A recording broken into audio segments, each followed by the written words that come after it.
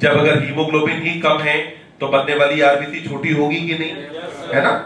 यानी कि छोटी आरबीसी में तो हीमोग्लोबिन कम होता है, पर बड़ी आरबीसी में बढ़ता नहीं है, हीमोग्लोबिन उतना ही रहेगा। पर अब आरबीसी चाहे नॉर्मल से छोटी हो या नॉर्मल से बड़ी हो, दोनों ही कंडीशन में जब ये आरबीसी पहुंचेगी स्प्लीन के पास, तो स्प्लीन इसे मेन सर्कुलेशन से बाहर निकाल देगी कि तुम भाई नॉर्मल आरबीसी तो नहीं हो। जैसे ही आरबीसी कहां पहुंची, स्प्लीन के पास, तो स्प्लीन ने इसे मेन सर्कुलेशन से निकाल दिया बाहर। जब स्प्लीन ने मेन सर्कुलेशन से बाहर, यहां जो कोरोनरी आर्टरी है उसमें fat, cholesterol, calcium, fibrous tissue, blood clot, इनमें से किसी भी चीज का वॉल में डिपोजिशन हुआ, और वॉल में इनका डिपोजिशन होने की वजह से अब क्या हुआ कि जो आर्टरी की ल्यूमेन थी वो नैरो हो गई। आर्टरी की ल्यूमेन नैरो होने की वजह से,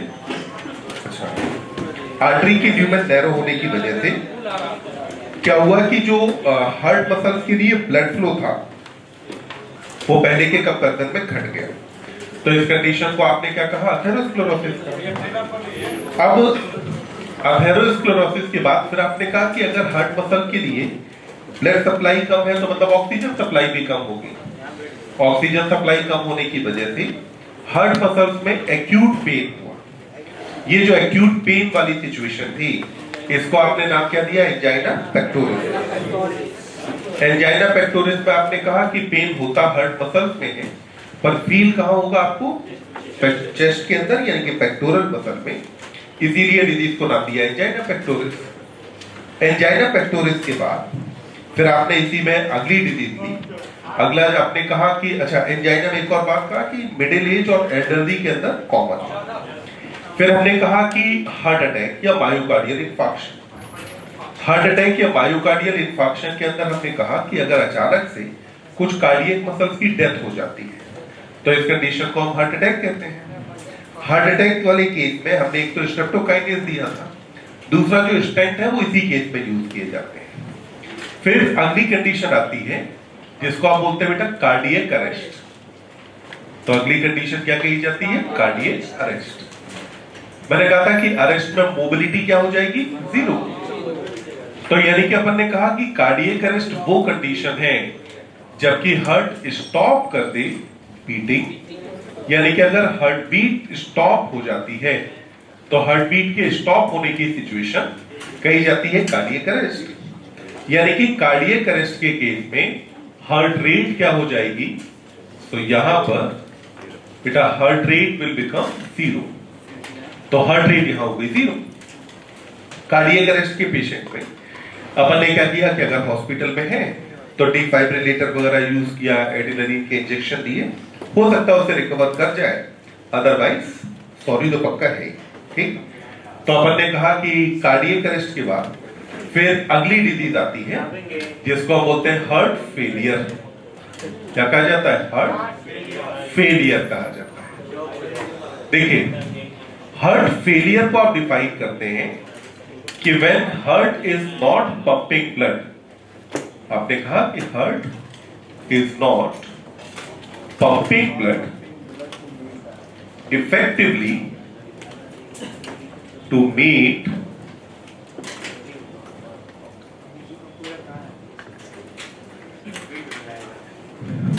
रिक्वायरमेंट्स ऑफ बॉडी। अगर बेटा बॉडी की रिक्वायरमेंट्स को फुलफिल करने के लिए हार्ट अगर सफिशिएंट ब्लड पंपिंग नहीं कर पा रहा तो इस कंडीशन को कहा जाता है हार्ट फेलियर। तो क्या कहा, अगर हार्ट सफिशिएंटली ब्लड पंप नहीं कर पा रहा। हार्ट फेलियर के कई सारे कारण हो सकते हैं। जैसे पहला है कि अगर ऐसे नोड सफिशिएंट इंपल्स जनरेट न कर रहा हो। अगर ऐसे नोड सफिशिएंट इंपल्स जनरेट नहीं करेगा तो हार्ट रेट कम हो जाएगी। अगला, मान लो अगर बाइकस्पिड वाल्व ठीक से बंद नहीं होता, तो बाइकस्पिड वाल्व अगर ठीक से बंद नहीं हुआ तो रिजल्टेंट लेफ्ट वेंट्रिकल से जो पंपिंग है वो कम हो जाएगी। तब भी क्या हो रहा है कि हार्ट रेट तो उतनी ही है, पर उसके केस में क्या होगा कि जो बॉडी को सफिशिएंट ब्लड मिलना चाहिए था उतना सफिशिएंट ब्लड बॉडी को नहीं मिल पा। तो कुल मिला के कोई भी कंडीशन हो जबकि हार्ट अगर सफिशिएंटली अपना काम नहीं कर पा रहा तो हमने कहा हार्ट फेलियर। और हमने इसका एग्जांपल लिया था कि अगर मान लो एक आपका बोर्ड एग्जाम है जिसमें आपके पासिंग मार्क्स देते थे, अगर नंबर तुम्हारे 32 आए तो भी फेल, 30 आए तो भी फेल, 25 आए तो भी फेल, और नंबर 0 आए तो भी फेल। तो अपन ने कहा कि एक मिनिमम रिक्वायरमेंट है, ये मिनिमम रिक्वायरमेंट से कम अगर परफॉर्म किया तो मिनिमम रिक्वायरमेंट से कम परफॉर्म करने की कंडीशन क्या कही जाती है? हार्ट फेलियर कही जाती है। जबकि हार्ट क्या हो गया? फेल हो गया, हार्ट अपना काम ठीक से नहीं कर पा रहा। ये जो हार्ट फेलियर है इसका एक इंपॉर्टेंट सिम्टम होता है कंजेशन ऑफ लंग्स। इसका सिम्टम क्या बेटा? कंजेशन ऑफ लंग्स इसका एक इंपॉर्टेंट सिम्टम है। तो आपने कहा कि इसका एक सिम्टम रादर इसका बैक इफेक्ट होता है कंजेशन ऑफ लंग्स। समझना कंजेशन ऑफ लंग्स होता क्यों? तो कंजेशन ऑफ लंग्स होने का कारण समझने के लिए देखिए, ये हमने बनाया अपना हार्ट, यही 4 चैम्बर। यहां पे क्या हुआ कि अगर बॉडी को बेटा सफिशिएंटली ब्लड नहीं मिल रहा तो इसका मतलब है कि लेफ्ट वेंट्रिकल ठीक से अपना काम नहीं कर रहा।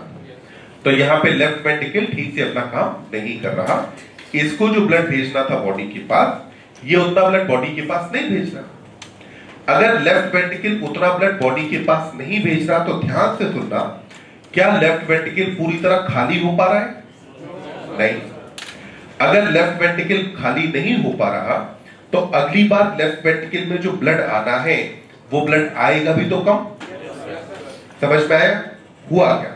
हमने कहा कि एक कंडीशन यहां पर ये हो सकती है, जबकि अगर आपका एंड सिस्टोलिक वॉल्यूम नॉर्मली कितना होना चाहिए था? 50, और एंड डायस्टोलिक वॉल्यूम हमने कहा था कि ये होना चाहिए था 120।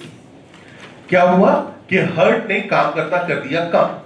जब काम करना कम किया तो एंड सिस्टोलिक वॉल्यूम हो गया 60। अब हार्ट कम काम कर रहा है ना? क्या हो रहा है कि जितना ब्लड भेजना था उतना नहीं भेज रहा। तो अब अगली बार वेंट्रिकल में ब्लड आएगा कितना? तो आएगा भी तो 60। जब अगर 60 आएगा तो इसका मतलब क्या हुआ कि एट्रिया से वेंट्रिकल में ब्लड को भेजना कम हो गया। कम हुआ। जब अगर ये कम हुआ तो एट्रिया जितना कम खाली होगा अगली बार उतना ही कम भरेगा भी। एट्रिया अगली बार उतना ही कम भरेगा। इधर ये आपका एल्वियोलाई है और ये एल्वियोलाई से यहां ब्लड आता है, यह बन जाते हैं लंग से ब्लड यहां आता है। तो इसका मतलब क्या हुआ कि यहां पर इसके कम काम करने से यहां पे ब्लड का आना कम हो गया। यहां ब्लड का आना कम हुआ तो यहां से ब्लड का जो फ्लो है ये ब्लड का फ्लो भी धीमा हो गया। कहानी को कुछ ऐसे समझना कि मान लो अपन जो है रोड पे किसी एक रोड की बात करें, ठीक? जैसे मान लो बाहर जो रोड है इसी की बात करें, तो इस रोड पर अगर थोड़ा आगे चल करके अगर एक जगह पे लग गया जाम, मान लो कोई एक्सीडेंट हो गया, या जैसे आजकल जो रोड की खुदाई उदाई चलती रहती है वो सब काम चल रहा है, तो जाम लगा एक जगह पे। जहां भी जाम लगा, ध्यान दें, जहां भी जाम लगा, क्या जाम केवल वही रहेगा या उससे पीछे बढ़ते बढ़ते और पीछे भी आ जाएगा? आएगा। ये क्या हुआ? जाम का बैक इफेक्ट है।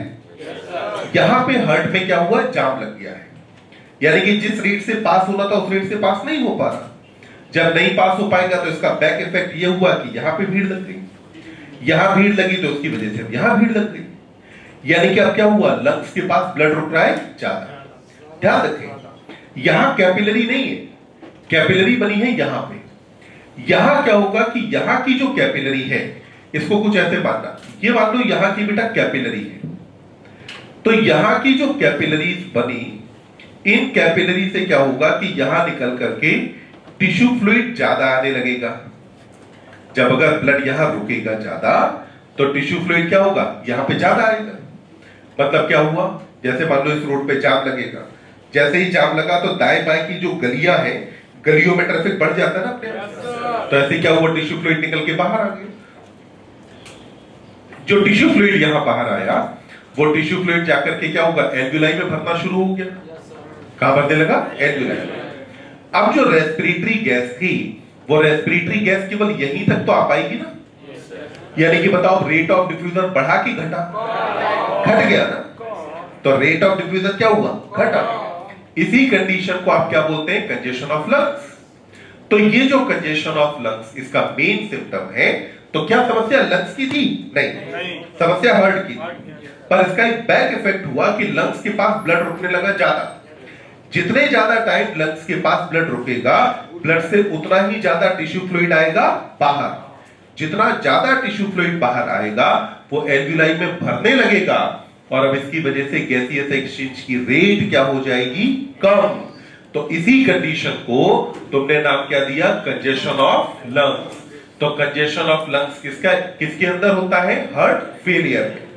अब देखिए हार्ट फेलियर में एक सिचुएशन तो ये थी कि ये काम हो जाए, यानी कि वेंट्रिकल सफिशिएंटली ब्लड पंप ना करे। एक और पॉसिबिलिटी ये है कि जो कार्डियक आउटपुट है ये होता है stroke volume into heart rate, है ना। अगर हार्ट रेट कम हो जाएगी तो भी तो कार्डियक आउटपुट घटेगा। तो अगर हार्ट रेट घटी है, हार्ट रेट कम हुई, तो उस केस में हम यहां ट्रीटमेंट में यूज कर देंगे आर्टिफिशियल पेसमेकर। क्या यूज किया बेटा अपन ने, आर्टिफिशियल पेसमेकर हमने यूज किया। अब ये जो आर्टिफिशियल पेसमेकर है इसके बारे में अगर बात करें तो आर्टिफिशियल पेसमेकर सिंपली जैसे आपकी घड़ी है, तो घड़ी की जो मोटर है या मशीन है उसी के जैसा होता है। आपकी घड़ी की मशीन क्या करती है कि हर एक सेकंड में एक करंट जनरेट करती है। करंट उसे मिलता सेल से है, वो जो करंट जनरेट किया उसकी वजह से सेकंड की सुई एक बार आगे बढ़ जाती है। ऐसे घड़ी चल रही है। तो यहां पे हमने जो घड़ी लगाई वो एक मिनट में क्या करती है, 72 बार या 75 बार वो क्या कर रही है, इंपल्स जनरेट कर रही है। जो इंपल्स जनरेट की वो इसने, फिर हमने क्या किया कि यहां से आगे हम वायर्स वगैरह के थ्रू या मसल वगैरह हम लगा के हम इसे कहां से कनेक्ट कर देते हैं, ऐसे रोड के साथ। तो अब क्या है कि ऐसे रोड को बाहर से एक इंपल्स मिल रही है हर मिनट में 72 बार। तो ऐसे रोड के पास जब 72 बार इंपल्स आएगी तो यानी कि एक मिनट में उतनी ही बार इंपल्स एट्रिया और वेंट्रिकल के पास जाएगी। तो हार्ट रेट क्या हो गया, नॉर्मल हो गई। तो कार्डियक आउटपुट हो गया नॉर्मल। शुरू में जो पेसमेकर्स आते थे उनमें क्या होता था, हार्ट रेट फिक्स होती थी, यानी कि 72 है तो वो 72 ही रहेगी। उससे नुकसान ये था कि आपकी सेडेंटरी लाइफस्टाइल में तो आपका काम चल जाएगा, आप आराम से अपना काम चला सकते हैं। पर अगर आप फिजिकल वर्कआउट करना चाहें, लाइक वाइज अगर आप चाहते हैं कि हम वॉक करें, रनिंग करें, तो वो नहीं कर सकते थे, क्योंकि हार्ट रेट इससे ऊपर बढ़ेगी। और जैसे ही मस्कुलर वर्कआउट हुआ तो हार्ट रेट बढ़नी चाहिए, सपोर्ट तभी मिलेगा आपको। तो यहाँ पे क्या हुआ, फिर उसके बाद कुछ टाइम के लिए कुछ जो है आर्टिफिशियल पेसमेकर आए जिनमें रिमोट दे दिया गया था, ठीक, कि एक रिमोट था जिससे आप हार्ट रेट एडजस्ट कर सकते थे। अब क्या था कि रिमोट से क्या है कि मान लो किसी के पेसमेकर लगाओ, रिमोट से बेचारा ऊपर नीचे कर ले अपनी हार्ट रेट, और सोचो कोई दादू के लगा हो पेसमेकर और दादू के नाती के हाथ में आ जाए रिमोट, तो वो तो भाई तब उसके पूरे घर के मजे कर देगा नहीं। जितने उसकी जन्म जन्मांतर की इच्छाएं हो सब उसी दिन पूरी करा ले, कि पूरी करते हो कभी घटा के जीरो करो। ये बात अलग है कि उस रिमोट में जीरो का ऑप्शन नहीं होता था, वॉल्यूम जीरो नहीं हो सकता, वॉल्यूम इतना है इससे कम नहीं होगा। अब आजकल जो पेसमेकर्स आते हैं उनमें साथ में एक ऑक्सीजन सेंसर आता है। तो वो ऑक्सीजन सेंसर लगातार ब्लड के अंदर मॉनिटर करता है ऑक्सीजन लेवल। जैसे ही ब्लड में ऑक्सीजन लेवल कम होता है तो पेसमेकर की एक्टिविटी को बढ़ा देता है। ऑक्सीजन लेवल फिर से मेंटेन हुआ, वो पेसमेकर की एक्टिविटी कम कर देगा। तो हमने कहा कि ये हुआ हार्ट फेलियर में अपन यूज करेंगे आर्टिफिशियल पेसमेकर, पर वो कब, जबकि अगर हार्ट रेट कम हो रही हो तो। वहीं पर अगर समस्या यहां है तो ये पेसमेकर से काम नहीं चलेगा, फिर आपको इसके लिए दवाइयां देनी पड़ेंगी या हार्ट को सपोर्ट करने वाले और काम करने पड़ेंगे, वो आगे की कहानी है।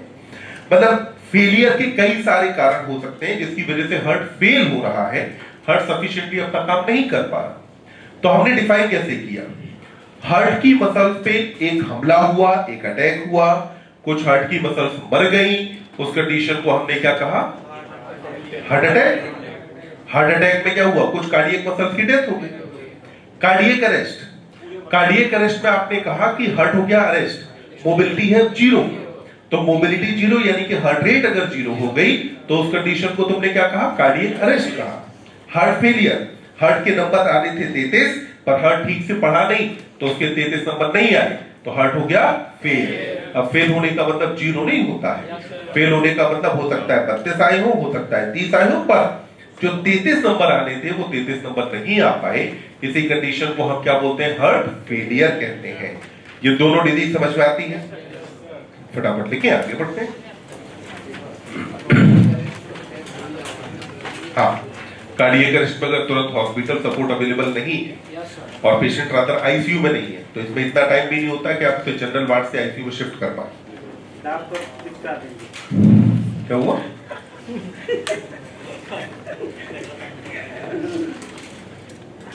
कहा भैया छोटे फोन से काम नहीं चल रहा, इतने बड़ी टैब से फोटो खींचोगी।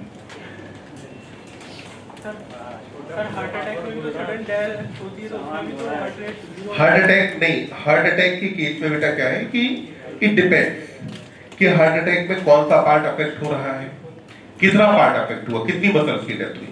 हमने कहा ना कि सब कार्डियक मसल, अब सब में हमने कोई नंबर डिफाइन थोड़ा किया कि इतने। अगर मान लो लेफ्ट वेंट्रिकल में कुछ मसल्स की डेथ हो गई और मसल्स की डेथ होने की वजह से भी हो सकता है हार्ट फेलियर हो जाए। मसल्स की अगर डेथ हुई तो लेफ्ट वेंट्रिकल ठीक से अपना काम नहीं करेगा, तभी हार्ट फेलियर हो सकता है।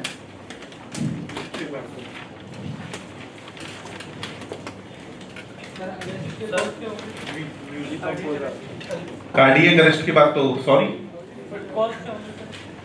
कार्डियक अरेस्ट के कॉज है जबकि अगर नोडल टिश्यू अपना काम ठीक से न कर पाए, उसके चैनल्स हैं, पंप हैं, ये अगर ब्लॉक हो जाते हैं, नोडल टिश्यू अपना काम नहीं करता, तब कार्डियक अरेस्ट आएगा। यूजुअली कार्डियक अरेस्ट का जो रीजन होता है, बॉडी में जब पोटेशियम इम्बैलेंस क्रिएट होना शुरू होता है तब कार्डियक अरेस्ट होने के चांसेस ज्यादा होते हैं। तो वो आपको ईसीजी में दिख जाता है जब जो है टी वेव की हाइट बढ़ने लगती है, तो उसको हाइपरकैलेमिया बोलते हैं और हाइपरकैलेमिया के केस में फिर कार्डियक अरेस्ट आने के चांसेस ज्यादा होते हैं।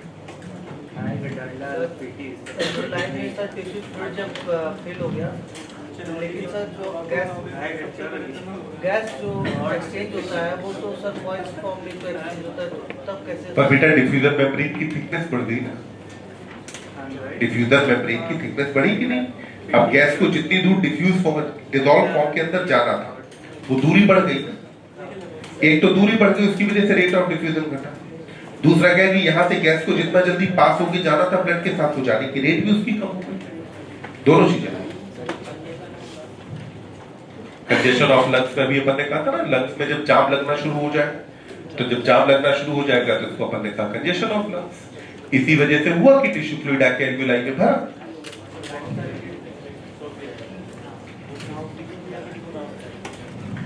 और बाकी एमबीबीएस में पढ़ लेंगे। मेरे ऐसे अहो भाग्य, मतलब एमबीबीएस में पढ़ाते तो फिर बात ही क्या।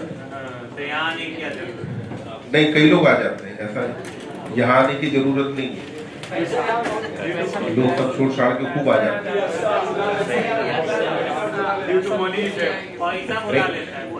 मैंने पीएचडी की है, मैंने रिसर्च की है, रिसर्च।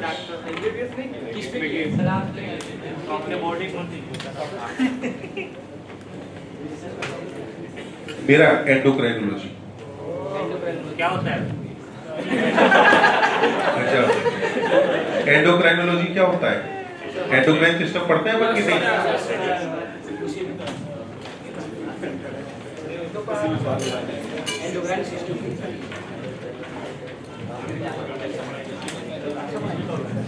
बस वही है कि समय के साथ क्या जीवन के कभी कभी उद्देश्य बदल जाते हैं। नहीं, जब पढ़े थे तो मेरे करीब 19 रिसर्च पेपर पब्लिश हुए, तो तब ये थोड़ा सोचा था कि जाके जो 12th पास बच्चों को पढ़ाएंगे।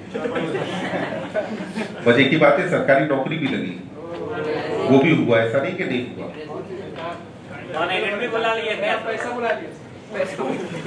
अब बाद में ठीक है, अपना मन बदल गया कि नहीं यार छोड़ो, ये काम अच्छा नहीं लग रहा।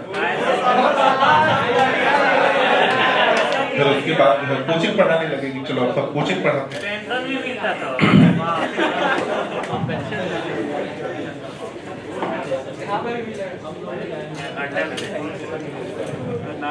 स्काई,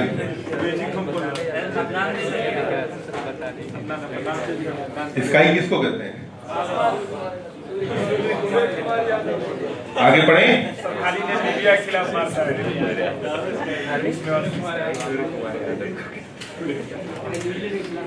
आगे बढ़ जाए ना, चल। अब बात करते हैं बेटा अपन ब्लड के बारे में। चैप्टर में आते हैं अब शुरू से।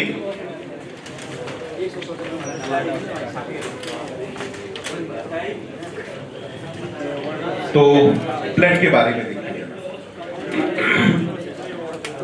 ध्यान देखिए। देखिए, सबसे पहले अगर मैं बात करता हूं कि epithelial tissue, connective tissue, muscular और न्यूरल, चारों टाइप के टिश्यू में से ब्लड कौन से टाइप का टिश्यू है? कनेक्टिव। कनेक्टिव टिश्यू के 3 टाइप थे, लूज, डेंस और स्पेशलाइज्ड। कौन सा है? स्पेशलाइज्ड। स्पेशलाइज्ड टिश्यू के 2 टाइप थे, वेस्कुलर और स्केलेटल। किसमें आएगा? वेस्कुलर में। तो हमने ब्लड के बारे में पहली बात कही कि ब्लड हमारा ये बेटा एक स्पेशलाइज्ड कनेक्टिव टिश्यू है। तो जब आप कह रहे हैं कि ये स्पेशलाइज्ड कनेक्टिव टिश्यू है, देन ऑब्वियसली ब्लड के पास कुछ ना कुछ तो ऐसा होना चाहिए जो कि rest of the connective tissue के पास नहीं होता। कुछ ना कुछ तो खास बात होगी। अब जो खास बात है वो ये है कि पहली बात, यहां पे जो मैट्रिक्स है, ये मैट्रिक्स होता है फ्लूइड। पहला कैरेक्टर क्या है बेटा कि मैट्रिक्स कैसा होता है? फ्लूइड होता है। तो फ्लूइड मैट्रिक्स यहां पाया जाता है। बाकी जब हमने कनेक्टिव टिश्यू में एरियोलर टिश्यू पढ़ा था, तो उस टाइम पे अपन ने पढ़ा था कि कनेक्टिव टिश्यू का जो मैट्रिक्स होता है ये सेमी फ्लूइड होता है। तो rest of the connective tissue में कैसा रहेगा? ये सेमी फ्लूइड होगा, जबकि यहां कैसा है? फ्लूइड। दूसरी बात, आपने से स्पेशलाइज्ड इसलिए भी कहा क्योंकि यहां पे फाइबर्स क्या है? एब्सेंट है। फाइबर्स इसके अंदर नहीं पाए जाते। तो कौन कौन से के अंदर फाइबर नहीं पाए जाते हैं? The one is blood and other is lymph. तो ब्लड और लिम्फ इन दोनों के पास फाइबर्स नहीं होते।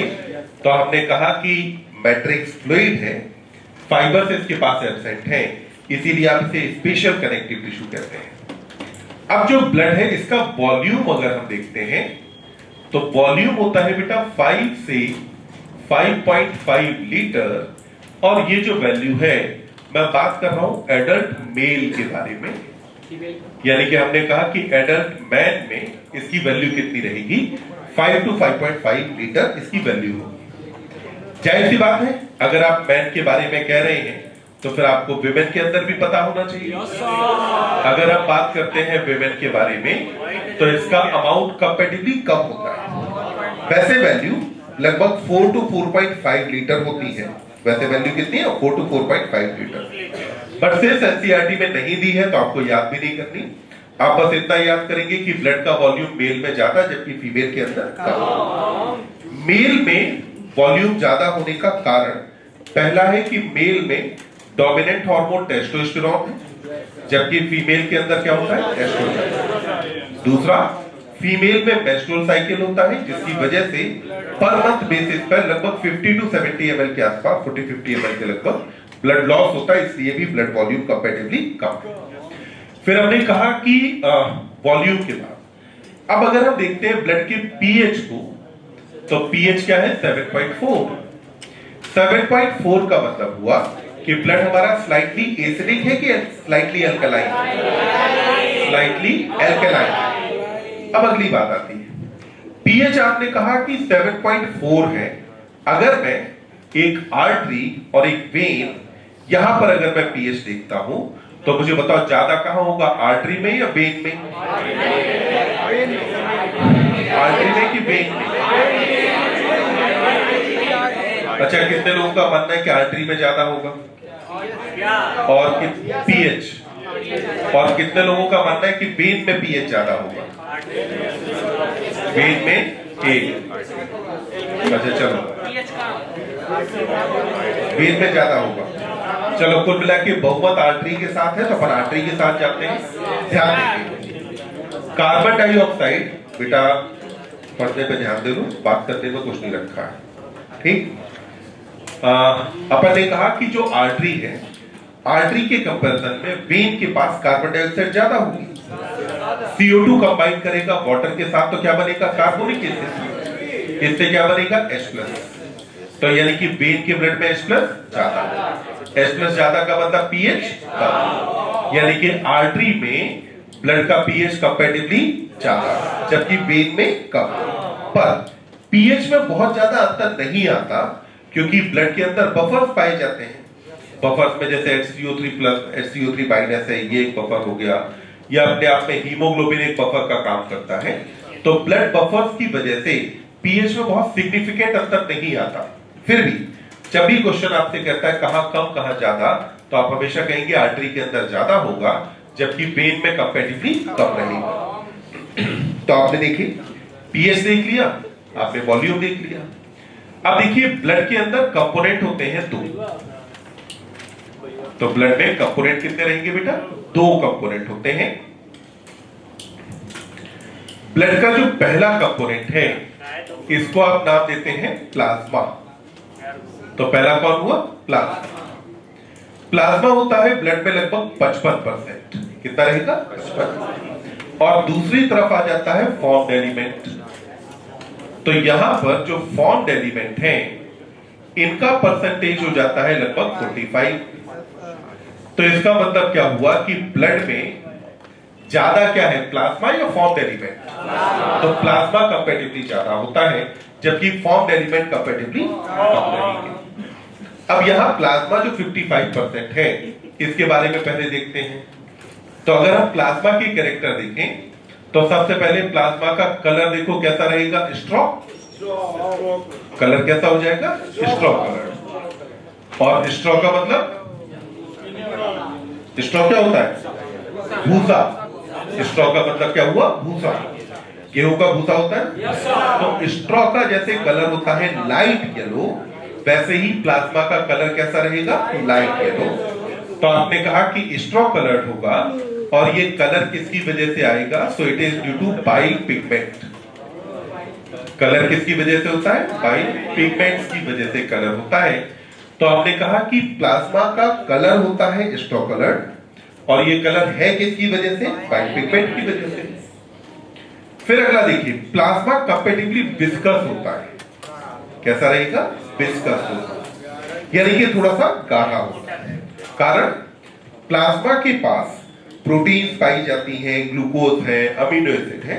तो ये जो प्लाज्मा में सॉल्यूट्स मौजूद हैं ये हमारे प्लाज्मा को थोड़ा सा विस्कस बना देते हैं।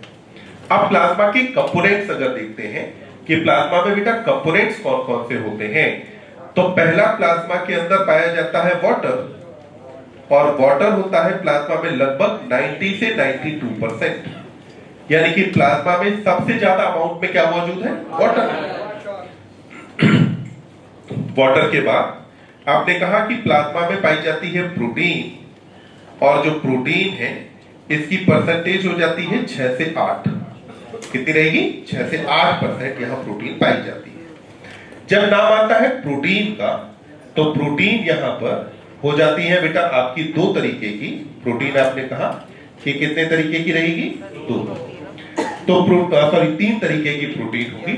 तो प्रोटीन में वैसे तो अगर हम बात करें तो हमारे ब्लड में लगभग 20,000 तरह की प्रोटीन पाई जाती है। ध्यान से सुनना, हमारे ब्लड में अकेले लगभग 20,000 तरह की प्रोटीन पाई जाती है। पर इनमें से 3 जो सबसे ज्यादा है उनके बारे में एनसीईआरटी बात करती है, या 3 जो मेन है उनकी बात करती है।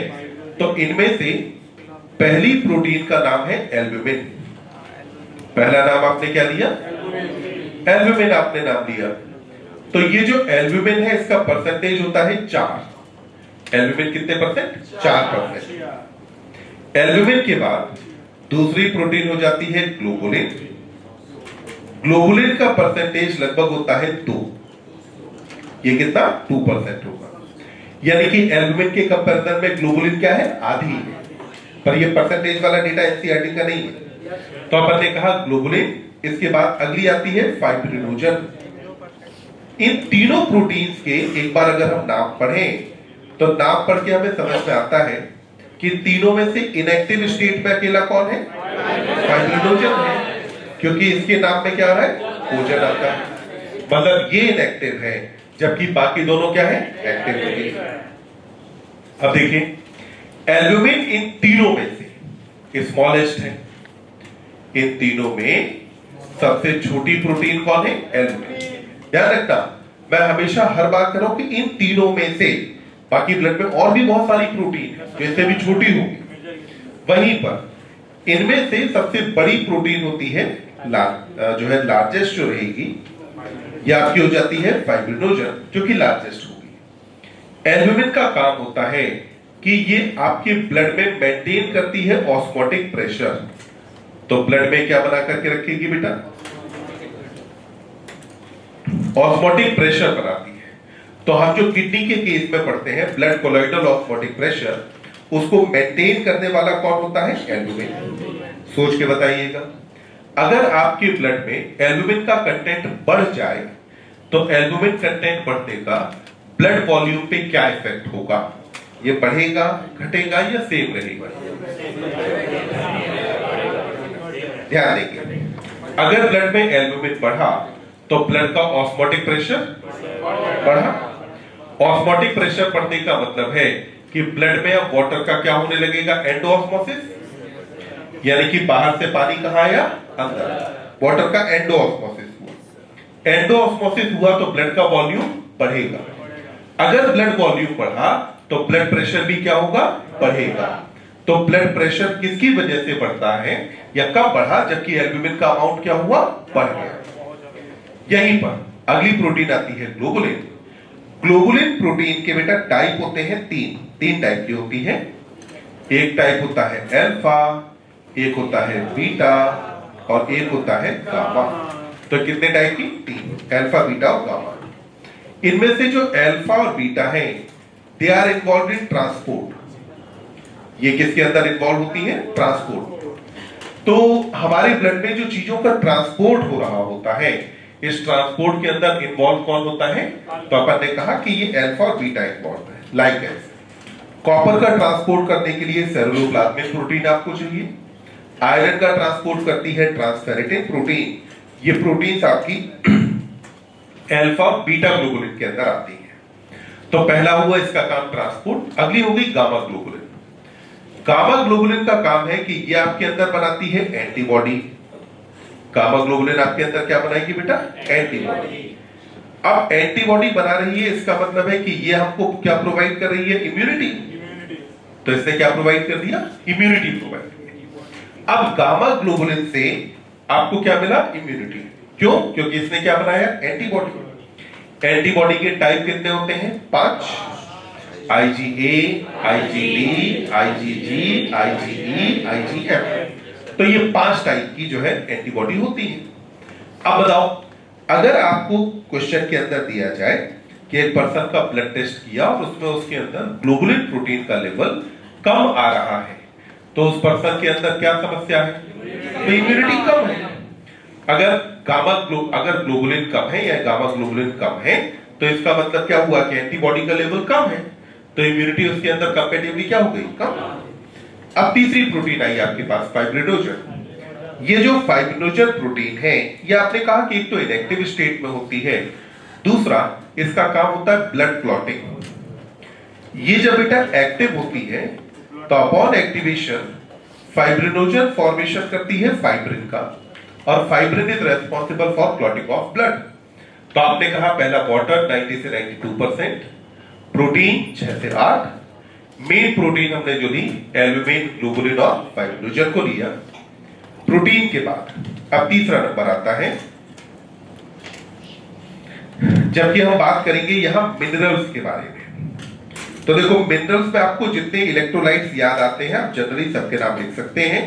जैसे कि मुझे सबसे पहले याद आता है sodium, potassium, chloride, calcium, magnesium, bicarbonate, ये सारे मुझे याद आ जाते हैं। तो हमने कहा कि ये हैं, साथ में एनसीईआरटी लगाती है एक्सेट्रा, और आप अपने मन से जितने चाहो उतने जोड़ते रहो। ठीक, तो हमने कहा कि ये कुछ इलेक्ट्रोलाइट्स यहां पाए जाते हैं। इनमें से जो सोडियम है उसको हम कहते हैं ECF का प्रिंसिपल कैटायन है। क्लोराइड को हम बोलते हैं कि ECF का प्रिंसिपल एनायन है। यही जो है पोटेशियम हो गया, कैल्शियम है, ब्लड क्लॉटिंग है, मसल कॉन्ट्रैक्शन है, सारी चीजों के लिए चाहिए। मैग्नीशियम है, कई जगह पे कोफैक्टर की तरह काम करता है, जैसे एडीपीज एंजाइम वगैरह है, वहां पे काम करता है। तो बाइकार्बोनेट बफर है। मिनरल्स के बाद फिर यहां पर आगे एनसीईआरटी कहती है कि कुछ चीजें यहां पे ट्रांजिट में है। क्या कहा? कुछ चीजें किसके अंदर है? ट्रांजिट में। ट्रांजिट में कौन कौन है? तो कहा ग्लूकोज, अमीनो एसिड और फैट। क्या क्या ट्रांजिट में बेटा? ग्लूकोज, अमीनो एसिड और फैट। यहां जो एक ट्रांजिट वाली बात है, इसको समझने की जरूरत है कि ट्रांजिट का यहां मतलब क्या है।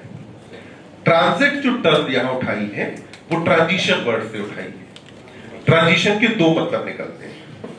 पहला तो एक जगह से दूसरी जगह जा रहा होना, लगातार एक जगह से दूसरी जगह जाना, इसको अपन क्या कहेंगे ट्रांजिशन में। अगला ट्रांजिशन का मतलब निकलता है कि किसी भी चीज का जो लेवल है उसका कम ज्यादा होते रहना, वो भी ट्रांजिशन। तो आप देखिए, जैसे मैं ग्लूकोज के रेस्पेक्ट में बात करता हूं, पहले ग्लूकोज के हिसाब से आप बात करें तो ग्लूकोज जब भी आपके ब्लड में है तो ग्लूकोज हमेशा क्या होगा कि एक ऑर्गन से दूसरे ऑर्गन जा रहा होगा। मतलब जैसे हमने काफी देर से खाना नहीं खाया, फिर भी हमें हमारी बॉडी को ग्लूकोज चाहिए ना। अभी ग्लूकोज कहां से मिल रहा है, तो लिवर क्या बना, लिवर के पास क्या है, ग्लाइकोजन। लिवर ने उसे तोड़ा ग्लूकोज में, और तोड़ने के बाद अभी लिवर अपने पास से किसी मसल्स को भेज रहा है। तो भाई लिवर से मसल्स के पास जब जाएगा ग्लूकोज तो ब्लड से होके जा रहा है। यानी कि एज ऑफ नाउ लिवर आपके लिए ग्लूकोज के मामले में क्या है, सोर्स है, और जो आपकी मसल्स है वो क्या है, सिंक की तरह काम कर रहे हैं। तो ग्लूकोज का ट्रांसपोर्ट हो रहा है, यानी कि ग्लूकोज ब्लड में क्या है, ट्रांजिट में है। तो अपन ने कहा कि ग्लूकोज ब्लड में ट्रांजिट में है। यही अब ग्लूकोज के बारे में एक और बात समझना, जब भी अगर हम डायबिटीज के लिए चेक कराते हैं ग्लूकोज, तो आपको पता है फास्टिंग ग्लूकोज चेक किया जाता है और बीपी चेक किया जाता है, पोस्ट प्रेंडियल। एक तो अपन क्या होता है, रैंडम ग्लूकोज टेस्ट करा लेते हैं। रैंडम के बाद अगर वो बढ़ा है तो फिर डॉक्टर बोलता है कि फास्टिंग और बीपी ये दो चेक करा ले। फास्टिंग का मतलब है कि आपने पिछले 8 से 10 घंटे से कुछ ना खाया हो, और बीपी का मतलब होता है खाना खाने की 2 घंटे बाद आपको चेक कराना है। दोनों कंडीशन में क्या ग्लूकोज बराबर होता है, नहीं। फास्टिंग में कम आता है, बीपी में ज्यादा आता है। तो मतलब ग्लूकोज का लेवल ब्लड में हमेशा कांस्टेंट है क्या, नहीं, लेवल ऊपर नीचे हो रहा है। ये बात भी आपको समझा रही है कि ग्लूकोज ट्रांजिट में है ना। दूसरा, हमने जो देखा कि ग्लूकोज सोर्स से सिंक की तरफ जा रहा था, तो उस टाइम भी ग्लूकोज ट्रांजिट में था। तो ट्रांजिट में यहां कौन है, आप अगर ध्यान दें तो तीनों न्यूट्रिएंट है। ये तीनों क्या है, न्यूट्रिएंट। तो ब्लड के पास जो न्यूट्रिएंट है वो न्यूट्रिएंट हमेशा किसके अंदर होते हैं, ट्रांजिट में होते हैं। यानी कि न्यूट्रिएंट्स का लेवल हमेशा क्या होता रहेगा, कम ज्यादा होता रहेगा। और ये हमेशा एक ऑर्गन से दूसरे ऑर्गन के पास क्योंकि जा रहे हैं इसलिए ब्लड में मौजूद है। तो यहां जो कहा गया इन ट्रांजिट, तो वो इन ट्रांजिट वाली बात समझ में आती है। क्यों कहा, तो मिनरल्स में ये हो गया, और कहा कि ट्रांजिट के अंदर ये चीजें मौजूद है। अगला कहा कि ब्लड में पाए जाते हैं क्लॉटिंग फैक्टर्स। ब्लड में क्या मौजूद है, क्लॉटिंग फैक्टर्स है। तो ये जो क्लॉटिंग फैक्टर्स हैं ये बेटा इनएक्टिव स्टेट में होंगे या एक्टिव, तो कहा कि इन इनएक्टिव स्टेट। तो क्लॉटिंग फैक्टर्स पाए जा रहे हैं जो कि इनएक्टिव स्टेट में है। लास्टली आपसे कहा जाता है कि अगर हम प्लाज्मा में से निकाल दें क्लॉटिंग फैक्टर तो जो बचेगा उसको क्या कहेंगे, सीरम। तो प्लाज्मा में से अगर क्लॉटिंग फैक्टर्स निकाले तो बचा हुआ क्या कहा जाता है, सीरम कहा जाता है। तो देखिए कहा कि यहां क्लॉटिंग फैक्टर्स हैं क्योंकि अभी ब्लड क्लॉट नहीं होना, so they are in inactive state. तो आपसे कहा जाए क्लॉटिंग फैक्टर किस सेल के अंदर कहां पे पाए जाते हैं, प्लाज्मा में। क्लॉटिंग फैक्टर नॉर्मली कैसे होते हैं, इनएक्टिव होते हैं। पर हाँ, जब भी ब्लड क्लॉट होना है, कहीं इंजरी होगी तो ये एक्टिव स्टेट में कन्वर्ट हो जाएंगे। अब इधर कहा कि प्लाज्मा में से क्लॉटिंग फैक्टर निकाल देंगे तो क्या बचेगा, सीरम। यानी क्या प्लाज्मा क्लॉट कर सकता है, यस। क्या सीरम क्लॉट करेगा, नहीं, सीरम क्लॉट नहीं करता। ध्यान रखना, ब्लड क्लॉट करेगा, प्लाज्मा क्लॉट करता है, पर सीरम के अंदर क्लॉटिंग नहीं होती है। तो हमने यहां समझा कि प्लाज्मा के अंदर क्या क्या चीजें पाई जाती हैं, और एनसीईआरटी ने किस चीज के बारे में कैसे कैसे कहा है, कौन कौन सी चीजें हैं। एक बार देखें और फिर मुझे बताएं क्या प्लाज्मा के बारे में आपको समझ आता है। हाँ, अमीनो एसिड और फैट ये दोनों भी ट्रांजिट में है। तो एनसीईआरटी ने कहा कि तीनों चीजें ट्रांजिट में। फैट में देखो बेटा, एक तो कंडीशन ये है कि हमारे ऑर्गन से फैट लिवर के पास जा रहा हो मेटाबोलाइज होने के लिए, तब ये फैट जाता है हाई डेंसिटी लिपोप्रोटीन के फॉर्म में। दूसरी कंडीशन है जबकि लिवर फैट को हमारे ऑर्गन्स के पास भेज रहा हो स्टोरेज के लिए। मतलब दो कंडीशन हुई। पहला तो क्या हुआ कि तुम काम कर रहे हो ज्यादा, खा रहे हो कम, तो अब जो बाकी एनर्जी है वो फैट से पूरी होनी है, तो ऑर्गन से फैट जाएगा लिवर के पास, तब ये जाता है HDL के फॉर्म में, और HDL को हम अच्छा फैट मानते हैं कि हमारे लिए अच्छा है, इसका ज्यादा होगा। वहीं HDL होता है हाई डेंसिटी लिपोप्रोटीन कहा जाता है। वहीं पर जब अगर मान लीजिए आप खा रहे हैं ज्यादा, काम कर रहे हैं कम, तो क्या होगा कि लिवर के पास जो फैट आया, लिवर अब इसे भेजेगा ऑर्गन्स के पास स्टोर करने के लिए। जब ऑर्गन्स के पास स्टोर करने के लिए भेजता है तो ये भेजेगा LDL के फॉर्म में, यानी कि लो डेंसिटी लिपोप्रोटीन में। दोनों कंडीशन में लिपिड या तो ऑर्गन टू लिवर जा रहा था या लिवर टू ऑर्गन जा रहा था, दोनों कंडीशन में क्या है, ट्रांजिट में है। इसके अलावा आप ऐसे भी समझ सकते हैं, जब भी हम अपना ब्लड टेस्ट कराते हैं तो ब्लड टेस्ट में पढ़ा है कि नहीं कि लिपिड प्रोफाइल भी कराते हैं लोग, लिपिड प्रोफाइल कराते हैं। तो भैया टेस्ट कराने की जरूरत क्यों? क्योंकि हमें पता है कि इसका लेवल बदलता है। अगर लेवल इसका कांस्टेंट रहता तो क्या हमें ब्लड में इसका टेस्ट कराने की जरूरत थी? कभी नहीं। हम टेस्ट कराते ही क्यों? क्योंकि हमें पता है इसका लेवल बदल जाता है, इसका लेवल चेंज होता है, इसलिए कहा कि ट्रांजिट में है। क्या बेटा? मिनरल्स का यूजुअली कांस्टेंट सा बना रहता है। मिनरल्स का जनरली अपन टेस्ट नहीं कराते कि मिनरल कितने, जब तक कि हमें स्पेसिफिक कोई कंडीशन न लग रही हो। जैसे अगर किडनी से रिलेटेड समस्या लगती है तब हम करते हैं कि सोडियम पोटेशियम चेक कराओ, या बोन से रिलेटेड दिक्कत लगती है या विटामिन डी से रिलेटेड दिक्कत है तब हम बोलते हैं कैल्शियम चेक कराओ। अदरवाइज इनका लेवल ऑलमोस्ट कांस्टेंट सा रहता है। कितना लिख दिया? अब ध्यान दो, देखिए आगे हमारे पास जो बेटा फॉर्म्ड एलिमेंट थे ये कितने थे? 45%, मतलब प्लाज्मा ज्यादा, फॉर्म्ड एलिमेंट कम। फॉर्म्ड एलिमेंट में आप जानते हैं कि 3 चीजें आएंगी, RBC, WBC और प्लेटलेट। और कौन आएगा? RBC, WBC और प्लेटलेट आती है। तो इनमें से हम सबसे पहले बात करेंगे RBC के बारे में। तो मैंने कहा कि फॉर्म्ड एलिमेंट में पहली सेल कौन सी आ गई? RBC, second is WBC and third is platelet. तो ये 3 चीजें आपके इंक्लूड की जाती हैं फॉर्म्ड एलिमेंट्स में। अब ये जो फॉर्म्ड एलिमेंट हैं इनके बारे में देखिए। तो पहले फॉर्म्ड एलिमेंट का नाम आता है RBC। पूरा नाम बताओ जरा। रेड ब्लड सेल या रेड ब्लड कॉर्पस्कल। फिर से बोलो, RBC का नाम रेड ब्लड सेल। RBC का नाम क्या है? Red blood cell. अब जो RBC है इसके लिए दूसरा नाम क्या होता है? इरिथ्रोसाइट। दूसरा नाम क्या है? इरिथ्रोसाइट। बताओ जरा RBC का कलर कैसा होगा? रेड। लाल कलर किसकी वजह से? हीमोग्लोबिन। तो हीमोग्लोबिन की वजह से यहां RBC का रंग कैसा रहेगा? लाल होगा।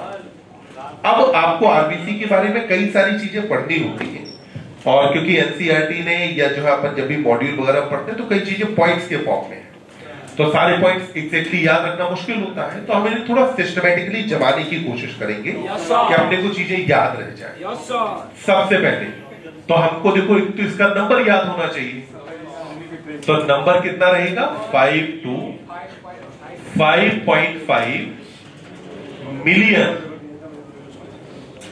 पर मिलीमीटर क्यूब ऑफ ब्लड।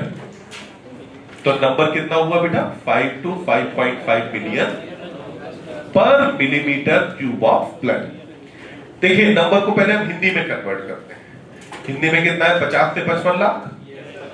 कई बार होता है क्वेश्चन में आपके ऑप्शन गलत कराने के लिए मिलियन के बजाय बिलियन में लिख देते हैं, ठीक?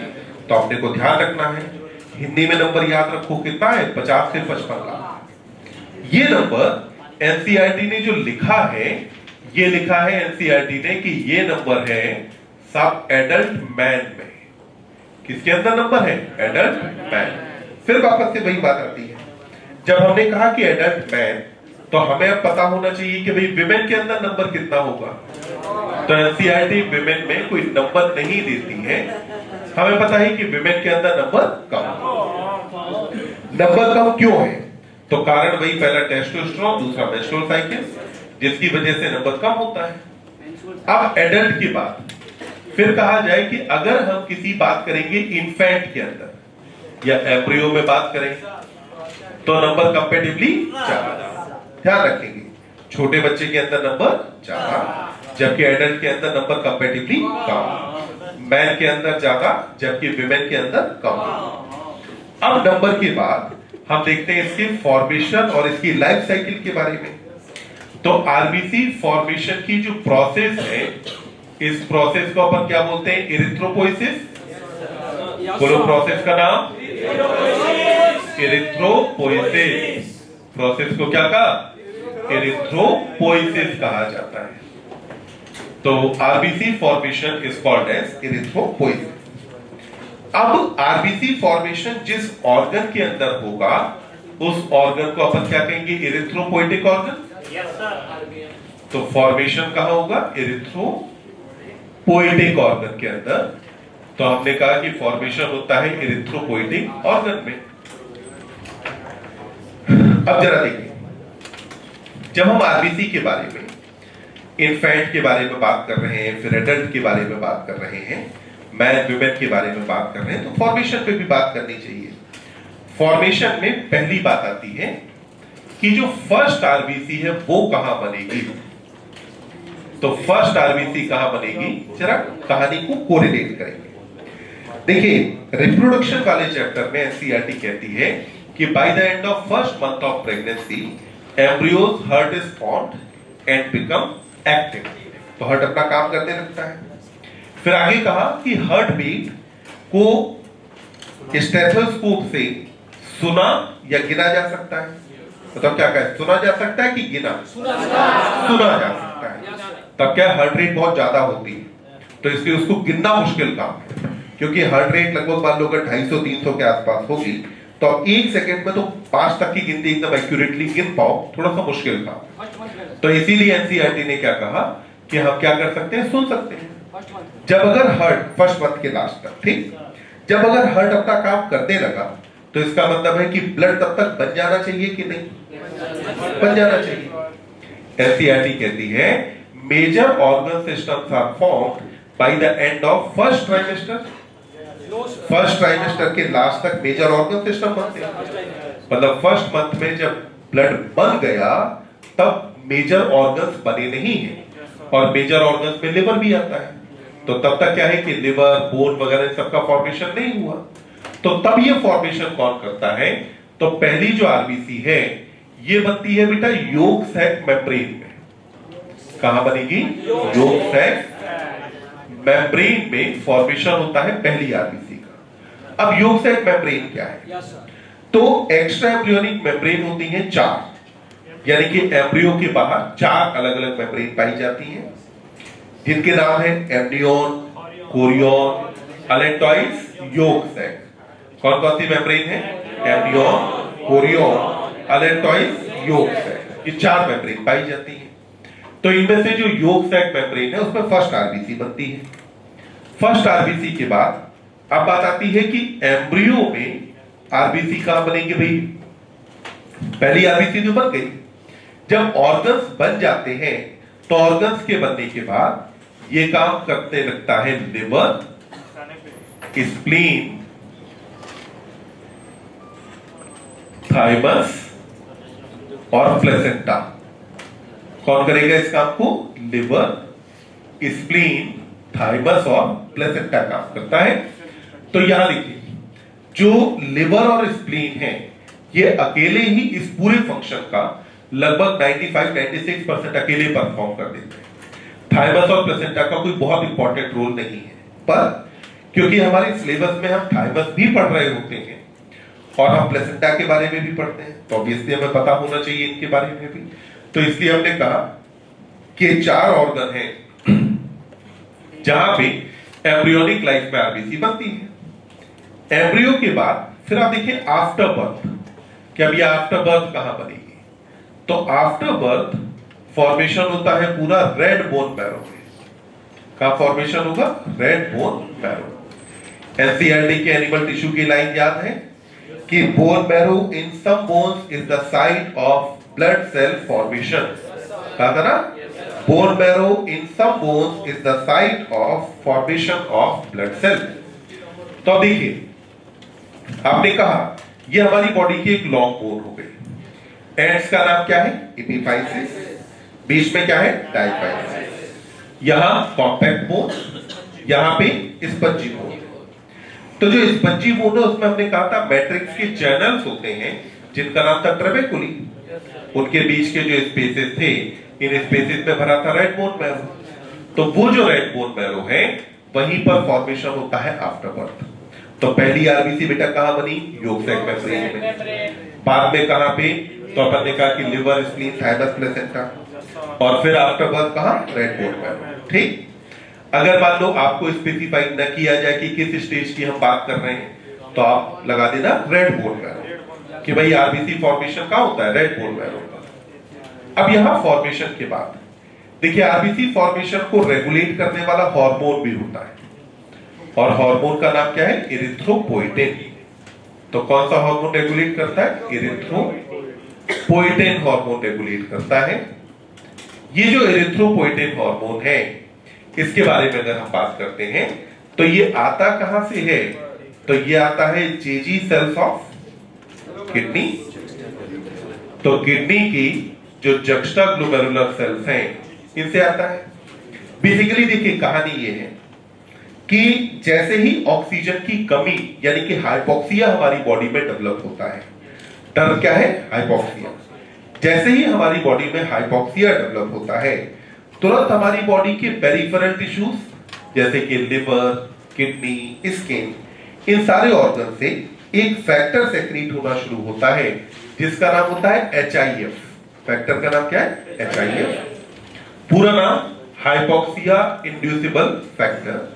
ये HIF जाके काम करता है जेजी सेल पर, और इन टर्न जेजी सेल से रिलीज होता है इरिथ्रोपोइटिन, और ये इरिथ्रोपोइटिन ब्लड सेल फॉर्मेशन को प्रमोट करता है या ब्लड सेल फॉर्मेशन को बढ़ा देता है। एक साइक्लिंग का इवेंट होता है जिसका नाम है टूर डे फ्रांस। नाम सुना है कभी? साइक्लिंग में दुनिया का सबसे बड़ा इवेंट होता है टूर डे फ्रांस। 1991 का जो टूर डे फ्रांस था उसको शेम डे फ्रांस कहा जाता है। कहा क्यों जाता है? क्योंकि जब हमें पता चला कि साहब इरिथ्रोपोइटिन हार्मोन आरबीसी फॉर्मेशन को प्रमोट करता है, तो अब उस टाइम पे क्या है कि प्लेयर्स ने सोचा कि अगर हमारे पास ज्यादा आरबीसी होगी तो हमारे ब्लड में ऑक्सीजन ज्यादा होगी तो मसल जल्दी थकेगी नहीं, और वो साइक्लिंग इवेंट काफी लंबा होता है तो उसमें क्या थकान बहुत ज्यादा होगी। तो उसकी वजह से कुछ प्लेयर्स ने क्या किया कि कुछ ऐसी ड्रग्स ली जो ड्रग्स इरिथ्रोपोइटिन के एनालॉगस थी, इरिथ्रोपोइटिन की सिमिलर काम करती थी। तो ड्रग्स को लेके उन्होंने क्या किया? अपने अंदर आरबीसी काउंट बढ़ा लिया। उस टाइम पे साइड इफेक्ट पता नहीं थे कि इसकी कुछ दिक्कत भी होती है। हुआ ये कि ब्लड में जब आरबीसी काउंट बढ़ता है तो ब्लड की विस्कोसिटी बढ़ जाती है। अब जब साइक्लिंग इवेंट वाले दिन का नंबर आया और जब हार्ट को तेजी से काम करना पड़ा, तो क्योंकि ब्लड उतनी तेजी से पास, उतनी आसानी से पास नहीं हो पा रहा था, तो हार्ट के लिए काम बढ़ गया ना। भाई सोचो, एक कंडीशन है ब्लड पानी की तरह पतला हो और एक है शहद की तरह गाढ़ा हो जाए, तो हार्ट को तो बेचारा पंप करने में ऐसे ही परेशान। तो कुछ लोगों की हार्ट अटैक की वजह से या फिर कार्डियक अरेस्ट की वजह से कुछ स्पोर्ट्स पर्सन की या साइक्लिस्ट की वहां पे डेथ हो गई। अब जब डेथ हो गई तो उसके बाद फिर सब जो रीजन फाइंड आउट किए गए कि ऐसा क्यों हुआ, क्या हुआ, तो रीजन जब फाइंड आउट किए गए तो उसके बाद पता चला कि लोगों ने ऐसी दवाइयां नहीं दी। उसके बाद ही जाकर के जो वर्ल्ड एंटी डोपिंग एजेंसी है वाडा, उसका गठन किया गया। आज की तारीख में जितने भी नेशनल लेवल के या इंटरनेशनल लेवल के प्लेयर्स हैं, उनका खाना पीना इतना ज्यादा बहुत स्ट्रिक्टली रेगुलेटेड होता है कि वो बाहर अपनी इच्छा से कुछ भी नहीं खा सकते। वजह हो सकता है कि पड़ोसी खिलाड़ी ये चाहे कि साहब ये नहीं खेले, तो इसके लिए क्या है कि ये ड्रग्स नहीं लेना चाहता, पर कैसे इसके जो खाने मिला दो, थोड़ी सी मिला दी, उसके अगर ब्लड में रिपोर्ट हो गई, रिपोर्ट होती है उसका गेम तो रिजेक्ट, खेल खत्म हो गई। तो वहां से जो है वाडा का गठन। अब उसमें क्या था, उस टूर डे फ्रांस में जो खिलाड़ी जीता था उस खिलाड़ी से भी बोला, ला कप वापस करो। क्यों? क्योंकि तुम सबने फर्जी वाड़ा किया है। ठीक, उससे कप वापस ले लिया। हालांकि बाद में जब चेक बैक किया तो पता चला कि उसने नहीं ऐसी कोई ड्रग ली थी, तो उसका जो कप था या मेडल था वो उसको वापस कर दिया। पर उस दिन के बाद से फिर क्या हुआ कि अब देखो, एक बार एक लोगों को स्कोप तो लगा कि भाई आरबीसी काउंट बढ़ना चाहिए, पर बाड़ा भी इधर बैठा चेक करने के लिए। तो अब कंपनीज ने या जो है देशों ने तरीके जो निकाले, देशों ने क्या किया कि अपने जो नेशनल लेवल के एथलीट्स होते हैं उन सबको ट्रेनिंग जो कराने के लिए जो ट्रेनिंग ग्राउंड्स बनाए, वो सब ने ले जाके बना दिए एकदम ऊंचाई पे। ठीक, अब ऊंचाई पे बनाने से क्या हुआ, आप अगर हाई एल्टीट्यूड पे जाएंगे एयर प्रेशर कम होगा, पार्शियल प्रेशर ऑफ ऑक्सीजन कम होगा, बॉडी में ये सेक्रेट होगा अपने आप, ये जाएगा एरिथ्रोपोइटिन बनवा लेगा, बॉडी ने खुद ही किया है। और आप यकीन मानिए जब तक बॉडी अपने आप से कोई भी काम अगर नेचुरली कर रही है तो उसके कोई साइड इफेक्ट नहीं होते। जैसे कि विटामिन ए है, विटामिन ए का जब हाइपर विटामिनोसिस होता है, यानी विटामिन ए अगर ज्यादा हो जाए तो स्किन पे रैशेस होने लगते हैं, खुजली होने लगती है, वोमिटिंग होने लगती है, काफी गंभीर परिणाम आते हैं। आप विटामिन ए का इंजेक्शन या विटामिन ए के कैप्सूल आप लेकर के आपने अगर ज्यादा लिया तो सारी समस्याएं आपको हो जाएंगी। विटामिन ए का बहुत अच्छा सोर्स है पपाया, यानी कि पपीता। आप आराम से अगर खा सकते हो, आप बैठ के एक पूरा पपीता खा जाओ, आपकी बॉडी विटामिन ए को कभी भी आपकी बॉडी में नॉर्मल जितना लेवल हो उससे ऊपर बढ़ने नहीं देगी। बाहर से अगर आपने इंजेक्शन से लिया तो विटामिन ए बढ़ जाएगा, जबकि अगर आप डाइट के थ्रू ले रहे हैं तो आपकी बॉडी उतना ही विटामिन ए एब्सॉर्ब करेगी जितने की आपकी बॉडी को जरूरत है। तो नेचुरल तरीके से एरिथ्रोपोइटिन बनाने से फायदा ये होता है कि विस्कोसिटी बॉडी उतनी ही आरबीसी बढ़ाएगी या विस्कोसिटी को अपने हिसाब से एडजस्ट कर देती है। तो यहाँ पे अपन ने बात की कि हार्मोन इसके लिए जो इन्वॉल्व था, उस हार्मोन का नाम क्या है, एरिथ्रोपोइटिन। तो देखिए, अब तक हमने कहा कि साहब बनेगा कहां, बनने की प्रोसेस क्या है, बनाने वाला हार्मोन कौन है, तो बन गया। अब जब बन गया तो हमें इसके मैच्योरेशन की भी बात करनी चाहिए। जब बात आती है आरबीसी के मैच्योरेशन के बारे में, तो आरबीसी का जो मैच्योरेशन है उसको रेगुलेट करने वाला विटामिन होता है विटामिन B12। कौन सा विटामिन रेगुलेट करता है, विटामिन B12, जिसका नाम क्या है, साइनोकोबालामीन। नाम क्या है, साइनोकोबालामीन नाम होता है। विटामिन B12 का एब्जॉर्प्शन करने वाला फैक्टर कौन था, CIF, जो कौन सी सेल से आया था, ऑक्सिंटिक या पैराइटल सेल आया। कौन सा था, अपन ने कहा विटामिन B12 के लिए इंट्रिंसिक फैक्टर आया था। मतलब कि अगर इंट्रिंसिक फैक्टर को हम खत्म कर दें किसी भी तरीके से, या हम पैराइटल या ऑक्सिंटिक सेल को डैमेज करें, विटामिन B12 की कमी, अगर विटामिन B12 की कमी हुई तो क्या आरबीसी मैच्योर हो पाएगी, नहीं। यानी कि आरबीसी कैसी बनी रहेगी, इमैच्योर। आरबीसी जब बनती है, ध्यान देंगे, जब बनती है तब आरबीसी के पास न्यूक्लियस होता है, मैच्योरेशन के दौरान आरबीसी का न्यूक्लियस गायब होता है। यानी कि अगर आरबीसी रही इमैच्योर तो उसके पास न्यूक्लियस रह जाएगा कि नहीं, रह जाएगा। मैच्योरेशन में न केवल विटामिन B12 का रोल होता है, बल्कि यहां पर विटामिन B9 का भी रोल होता है, जिसका नाम है फोलिक एसिड। नाम क्या है, फोलिक एसिड। तो इसका भी यहां पर रोल होता है। मतलब अगर इनकी कमी हुई तो आरबीसी कैसी हो जाएगी, इमैच्योर। तो देखिए, हमने मैच्योरेशन की बात की। अब देखेंगे कि ठीक है, बन गई, मैच्योर हो गई, भाई जिंदा कब तक रहेगी, तो इसका लाइफ स्पैन होता है 120 दिन। लाइफ स्पैन कितना बेटा, 120 दिन इसका लाइफ स्पैन होता है। अब लाइफ स्पैन के बाद भाई जो पैदा हुआ उसका मरना तय है, तो आरबीसी बनेगी। अब आरबीसी की जो है जब उम्र पूरी हो गई तो उसके बाद आरबीसी का जो डिस्ट्रक्शन है, ये डिस्ट्रक्शन कौन सा ऑर्गन करता है, स्प्लीन। तो आरबीसी का डिस्ट्रक्शन कौन करेगा, स्प्लीन इसका डिस्ट्रक्शन करती है। तो देखिए, स्प्लीन को आप कहते हैं ग्रेवयार्ड ऑफ आरबीसी। क्या कहा जाता है, ग्रेवयार्ड ऑफ आरबीसी कहा जाता है। न केवल ग्रेवयार्ड ऑफ आरबीसी कहते हैं, बल्कि स्प्लीन को ब्लड बैंक भी कहा जाता है।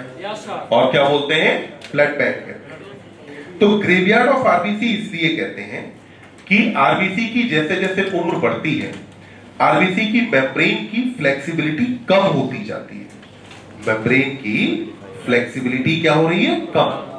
जब मेम्ब्रेन की फ्लेक्सिबिलिटी कम हुई तो इसका मतलब क्या हुआ कि अब स्प्लीन से जब ये जाती है तो स्प्लीन में ये मान लो एकदम भूल भुलैया जैसे पतले पतले टेढ़े मेढ़े से रास्ते हैं, जिनको बोलते हैं साइनोसॉइड्स। तो अब आरबीसी को ऐसे मुड़ के, ऐसे घूम के, उधर घूम के निकलना पड़ता है। जब आरबीसी की मेम्ब्रेन ज्यादा रिजिड हो जाएगी तो ये स्प्लीन में ऐसे करके जब निकलती है तो उसी में मेम्ब्रेन रप्चर, मेम्ब्रेन जैसे रप्चर हुई, स्प्लीन इसे मेन सर्कुलेशन से हटा के अलग कर देती है। तो स्प्लीन ने क्या किया, मेन सर्कुलेशन से आरबीसी को हटा दिया जो टूट गई थी। अब ये टूटी हुई आरबीसी जाती है लिवर के पास, लिवर इसमें से निकाल लेता है हीमोग्लोबिन। क्या निकाला? हीमोग्लोबिन। हीमोग्लोबिन को तोड़ता है हीमोग्लोबिन में। ग्लोबिन प्रोटीन पार्ट है, उसको तोड़ा अमीनो एसिड में, वापस से कहीं ना कहीं प्रोटीन बननी होगी। तो उस अमीनो एसिड को क्या है कि अगर किसी ऑर्गन ने मांगा तो अमीनो एसिड को ठीक है ब्लड के थ्रू पहुंचा दिया कि लो तुम यूज कर लो, कोई दिक्कत नहीं। कौन बचा? हीम। हीम वाले पार्ट को तोड़ करके कन्वर्ट कर दिया जाता है बाइल पिगमेंट में। तो हीम से क्या बन जाता है? बाइल पिगमेंट बन गया। तो अपन ने कहा डिस्ट्रक्शन कहां हुआ? स्प्लीन पर। इसीलिए स्प्लीन को तुमने क्या कहा? Graveyard of RBC. क्या कहा? ग्रेवयार्ड ऑफ आरबीसी, यानी कि आरबीसी का कब्रिस्तान कहा गया। उसी स्प्लीन को हम ब्लड बैंक भी कहते हैं। और क्या कहा जाता है? Blood bank. स्प्लीन अपने पास कुछ आरबीसी स्टोर करके भी रखता है। स्प्लीन अपने पास कुछ आरबीसी स्टोर करके रखता है। अगर अचानक से कुछ ब्लड लॉस होता है और ब्लड लॉस की वजह से आरबीसी काउंट कम होता है तो स्प्लीन इन्हीं आरबीसी को ब्लड में रिलीज कर देता है। तो स्प्लीन दोनों काम कर रहा है, ग्रेवयार्ड ऑफ आरबीसी भी है और ये ब्लड बैंक भी है। ग्रेवयार्ड ऑफ आरबीसी का मतलब क्या हुआ? आरबीसी डिस्ट्रॉय भी यही होगी और आरबीसी को स्टोर करके भी यही रखता है, काफी कुछ बैंक की तरह। पुराने नोट को बैंक डिस्ट्रॉय भी करती है ना? नहीं करती? जितने भी फटे पुराने नोट होते हैं उनको डिस्ट्रॉय किया जाता है। और जो है पैसों को अपने पास स्टोर करके रखना बैंक का काम है। तो ये दोनों काम यहां स्प्लीन कर रही होती है। तो देखो अपन ने पहले क्या किया, हमने इसका जो फॉर्मेशन, लाइफ स्पैन, डिस्ट्रक्शन, यहां तक की चीजें अरेंज कर ली। अब हम आ जाते हैं इसके स्ट्रक्चर पे कि भाई आरबीसी का स्ट्रक्चर के बारे में हमें क्या क्या बातें याद रखनी है। तो स्ट्रक्चर में आप देखिए, सबसे पहले आरबीसी का जो शेप है ये होता है बाइकॉन्केव। आरबीसी बेटा शेप में कैसी होती है? बाइकॉन्केव। बाइकॉन्केव शेप का मतलब हुआ कि आरबीसी कुछ ऐसी रहेगी, इस तरीके से क्या हुआ? बाइकॉन्केव। आरबीसी के बाइकॉन्केव होने का फायदा होता है कि यहां सरफेस एरिया बढ़ जाता है। तो बाइकॉन्केव होने से फायदा हुआ कि आरबीसी का सरफेस एरिया बढ़ा। ध्यान देंगे सरफेस एरिया क्यों बढ़ता है। तो आरबीसी का सरफेस एरिया इसलिए बढ़ाना है आपको क्योंकि आरबीसी के अंदर है हीमोग्लोबिन। हीमोग्लोबिन करता है गैसों का ट्रांसपोर्ट, तो आरबीसी में होना है गैसों का डिफ्यूजन। डिफ्यूजन के लिए चाहिए सरफेस एरिया ज्यादा। गिवन वॉल्यूम के लिए सबसे कम सरफेस एरिया होता है स्फीयर का। किसी भी वॉल्यूम के लिए सबसे कम सरफेस एरिया किसका है? स्फीयर का। अब उसी स्फीयर को तुम जितना ज्यादा चपटा करते जाओगे सरफेस एरिया उतना ही ज्यादा बढ़ता जाएगा। तो बाइकॉन्केव शेप का फायदा क्या मिला कि सरफेस एरिया बढ़ गया। अगला देखिए, ये शेप के बाद फिर हम कहते हैं कि डीन्यूक्लिएटेड होती है। कैसी होती है? डीन्यूक्लिएटेड। एनसीईआरटी कहती है डिवॉइड ऑफ न्यूक्लियस। देखो जरा, एनसीईआरटी ने क्या कहा है? डिवॉइड ऑफ न्यूक्लियस, मतलब इसके अंदर न्यूक्लियस नहीं होता। यहां डीन्यूक्लिएटेड होने का फायदा यह है कि that there will be more space for haemoglobin. ज्यादा स्पेस किसके लिए मिलेगा? हीमोग्लोबिन के लिए स्पेस मिलेगा ज्यादा, और ये स्पेस होता है लगभग 36%। मतलब एक आरबीसी का जितना वॉल्यूम होता है, इस वॉल्यूम का लगभग 36% अकेला इसके अंदर कौन भरा होता है? हीमोग्लोबिन। तो अब आरबीसी में हीमोग्लोबिन भरे ज्यादा, इसलिए आरबीसी के पास से इसने क्या किया? न्यूक्लियस गायब। ध्यान देंगे, अगर न्यूक्लियस गायब तो क्या आरबीसी डिवाइड कर सकती है? नहीं, यानी कि पावर ऑफ डिवीजन नहीं है। आरबीसी के पास सेल ऑर्गेनल भी नहीं होते, न केवल न्यूक्लियस नहीं है बल्कि सेल ऑर्गेनल भी नहीं है। सेल ऑर्गेनल नहीं है इसका मतलब माइटोकॉन्ड्रिया भी नहीं है, और माइटोकॉन्ड्रिया नहीं है तो यानी कि रेस्पिरेशन कैसा होगा? एनएरोबिक। रेस्पिरेशन कैसा हुआ? यहां एनएरोबिक रेस्पिरेशन होता है। तो यहां पर होने वाला रेस्पिरेशन कैसा रहेगा बेटा? एन एरोबिक रेस्पिरेशन होगा। तो एनारोबिक रेस्पिरेशन पाया जाता है आरबीसी में। अब आप देखिए नेचर ने क्या अरेंजमेंट किया है।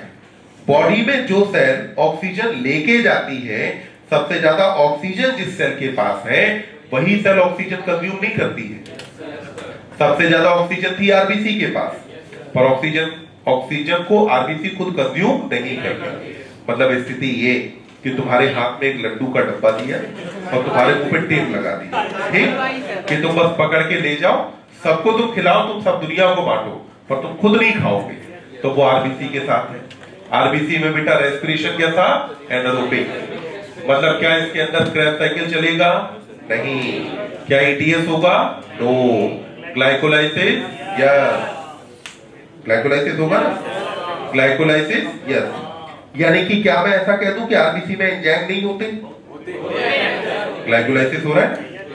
हमने पिछले चैप्टर में कार्बोनिक एनहाइड्रेज भी पढ़ा है। आरबीसी में एंजाइम होते हैं, पर आरबीसी के अंदर एरोबिक रेस्पिरेशन नहीं होता, सेल ऑर्गेनल यहां पे नहीं पाए जाते। अब देखो ये तो था कि हमने समझा कि कहानी है क्या। अब जरा देखें यहीं पर अगर मैं बात करूं कि बेटा एनसीईआरटी क्या कहती है, तो अब जरा देखिए एनसीईआरटी ने यहां पर कहा है कि आरबीसी इज बाइकॉन्केव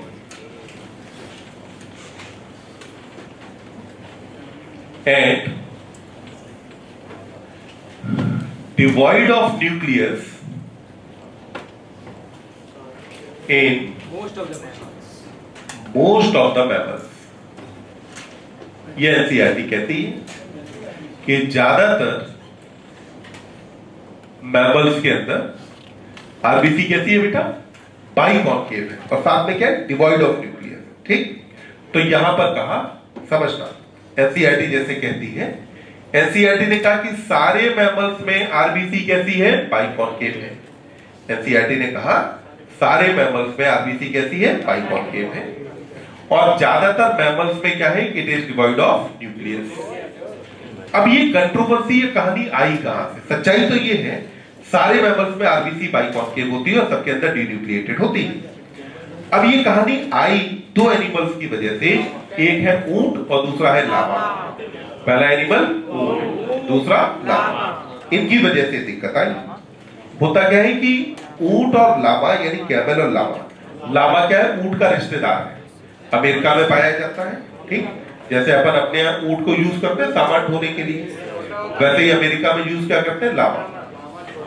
तो देखिए हाँ, यहां कैमल और लामा के केस में क्या होता है कि आरबीसी में से न्यूक्लियस और सेल ऑर्गेनल टूटते तो हैं, पर ये पूरी तरह नहीं टूट पाते।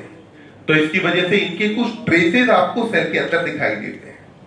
जब हमने माइक्रोस्कोप में आरबीसी को देखा और आरबीसी के अंदर ये ट्रेसेस हमको दिखाई दिए, तो ये ट्रेसेस को देख करके हमको लगा कि भाई आरबीसी के अंदर न्यूक्लियस मौजूद है। तो वहां से एक भ्रम उत्पन्न हुआ जिसके अंदर कहा गया कि कुछ मैमल्स के अंदर न्यूक्लियस, आरबीसी में न्यूक्लियस पाया जाता है, जबकि सच्चाई यह है कि किसी भी मैमल की आरबीसी के अंदर न्यूक्लियस नहीं होता। सारे मैमल्स की जो आरबीसी है ये कैसी होती है? डीन्यूक्लिएटेड। तो हमने कहा कि आरबीसी बाइकॉन्केव है, डिवॉइड ऑफ न्यूक्लियस है in most of the mammals. ये एनसीईआरटी कहती है। अगर एग्जैक्टली लाइन आ जाती है तो आप ठीक है उसको सही मान लेंगे कि भाई एनसीईआरटी की लाइन है। तो अपन ने यहां पे देखा कि भाई स्ट्रक्चर क्या हुआ। अब स्ट्रक्चर के बाद आप देखें आरबीसी के अंदर भरा क्या होता है? हीमोग्लोबिन। आरबीसी में क्या भरा होगा? हीमोग्लोबिन। बताओ हीमोग्लोबिन का रंग कैसा? लाल। फिर हमने कहा कि हीमोग्लोबिन में मेटल कौन? आयरन की ऑक्सीडेशन स्टेट। हीमोग्लोबिन के बारे में हमने कहा कि इसका अमाउंट होता है 12 से 16 ग्राम पर 100 ml। 100 ml ब्लड में अमाउंट कितना? 12 से 16 ग्राम। याद होगा पिछले चैप्टर में हमने कैलकुलेशन की थी कि 1 ग्राम हीमोग्लोबिन 1.34 ml ऑक्सीजन ले जाता है और 100 ml ब्लड के अंदर लगभग 15 ग्राम हीमोग्लोबिन होता है। पहली बात आप ध्यान रखेंगे कि हीमोग्लोबिन के लिए जो वैल्यू है इसकी यूनिट क्या है? ग्राम। जनरली हम ज्यादातर चीजों के लिए यूनिट रखते हैं मिलीग्राम, पर आप ध्यान रखेंगे एक तो यहां हीमोग्लोबिन, दूसरा अगले एक्सक्रीशन चैप्टर में यूरिया की जब बात आती है तो ये दोनों की यूनिट क्या है? ग्राम है। वहां भी वो 25 से 30 ग्राम पर डे है जो यूरिन के अंदर दिया है यूरिया, और यहां पर हीमोग्लोबिन का अमाउंट कितना है? 12 से 16 ग्राम पर 100 ml ऑफ ब्लड। हीमोग्लोबिन के बारे में आप देखेंगे तो हीमोग्लोबिन में दो चीजें पाई जाती हैं। एक पार्ट तो इसका हो गया हीम, पहले पार्ट को आपने क्या कहा? हीम, और दूसरा पार्ट हो जाता है इसका ग्लोबिन। तो कितने पार्ट हुए? दो। एक पार्ट हीम कहा गया, दूसरे को आपने कहा ग्लोबिन। हीम आप जानते हैं आयरन कंटेनिंग पार्ट है, 4 हीम के मॉलिक्यूल यहां पाए जाते हैं। ग्लोबिन वाला पार्ट इसका पॉलीपेप्टाइड पार्ट है, तो ग्लोबिन वाला पार्ट हीमोग्लोबिन का कौन सा पार्ट होता है? पॉलीपेप्टाइड पार्ट होता है। तो यहां जो पॉलीपेप्टाइड पार्ट है इसको क्या कहा जाता है? ग्लोबिन। ग्लोबिन के अंदर हम जानते हैं कि 4 पेप्टाइड चेन पाई जाती है। ग्लोबिन के अंदर पेप्टाइड चेन कितनी? 4। ये जो 4 पेप्टाइड चेन हमें पता चली, इनमें से 2 चेन सेम थी और 2 चेन सेम थी, तो हमने कहा कि यहां पर पाया जाता है 2 अल्फा और 2 बीटा। ये हम किसकी बात कर रहे हैं? एडल्ट हीमोग्लोबिन के बारे में। ठीक, फिर हमने कहा कि अच्छा चलो फीटस का भी हीमोग्लोबिन देखाते हैं, तो उसे देखने गए तो पता चला कि अल्फा तो सेम है, बीटा अलग है, तो उसको हमने नाम क्या दे दिया? गामा। तो अपन ने कहा कि ये कौन होगी? Gamma chain. ध्यान दें, ग्रीक अल्फाबेट्स के हिसाब से अल्फा नाम तुम यूज कर चुके हो, बीटा नाम भी तुमने यूज कर दिया। अल्फा अल्फा तो सेम थी, अब तुम्हें चाहिए था अगला नाम, तो तुमने क्या यूज किया? गामा। फिर आपको पता चला कि एडल्ट में जो हीमोग्लोबिन है एक और टाइप का भी पाया जाता है जिसको HbA2 नाम दिया। एडल्ट में ज्यादातर हीमोग्लोबिन HbA है, जबकि कुछ हीमोग्लोबिन क्या होता है? HbA2 होता है। इसके अंदर पता चला कि कुछ और भी कहानी है। पता चला कि साहब अल्फा चेन तो यही है, पर यहां पर ये जो बीटा चेन है चेंज हो जाती है, तो हमने कहा इसे नाम क्या दें? तो बताओ, अल्फा बीटा डेल्टा नाम दिया, आप क्या नाम दे? डेल्टा। तो अब हमने इसे नाम क्या दे दिया? डेल्टा। तो हमने कहा कि यहां पर 2 अल्फा और 2 डेल्टा चेन पाई जाती हैं जब आप बात किसकी करते हैं? ग्लोबिन वाले पार्ट की। तो हीम इसका हुआ आयरन कंटेनिंग पार्ट, जबकि ग्लोबिन इसका कौन सा हो गया बेटा? पॉलीपेप्टाइड पार्ट हो जाता है। तो हीमोग्लोबिन के बारे में इतनी बात क्लियर? ध्यान दें, हीमोग्लोबिन में 4 पॉलीपेप्टाइड चेन पाई जा रही हैं, तो ये प्रोटीन की कौन सी स्ट्रक्चर को डिनोट करता है?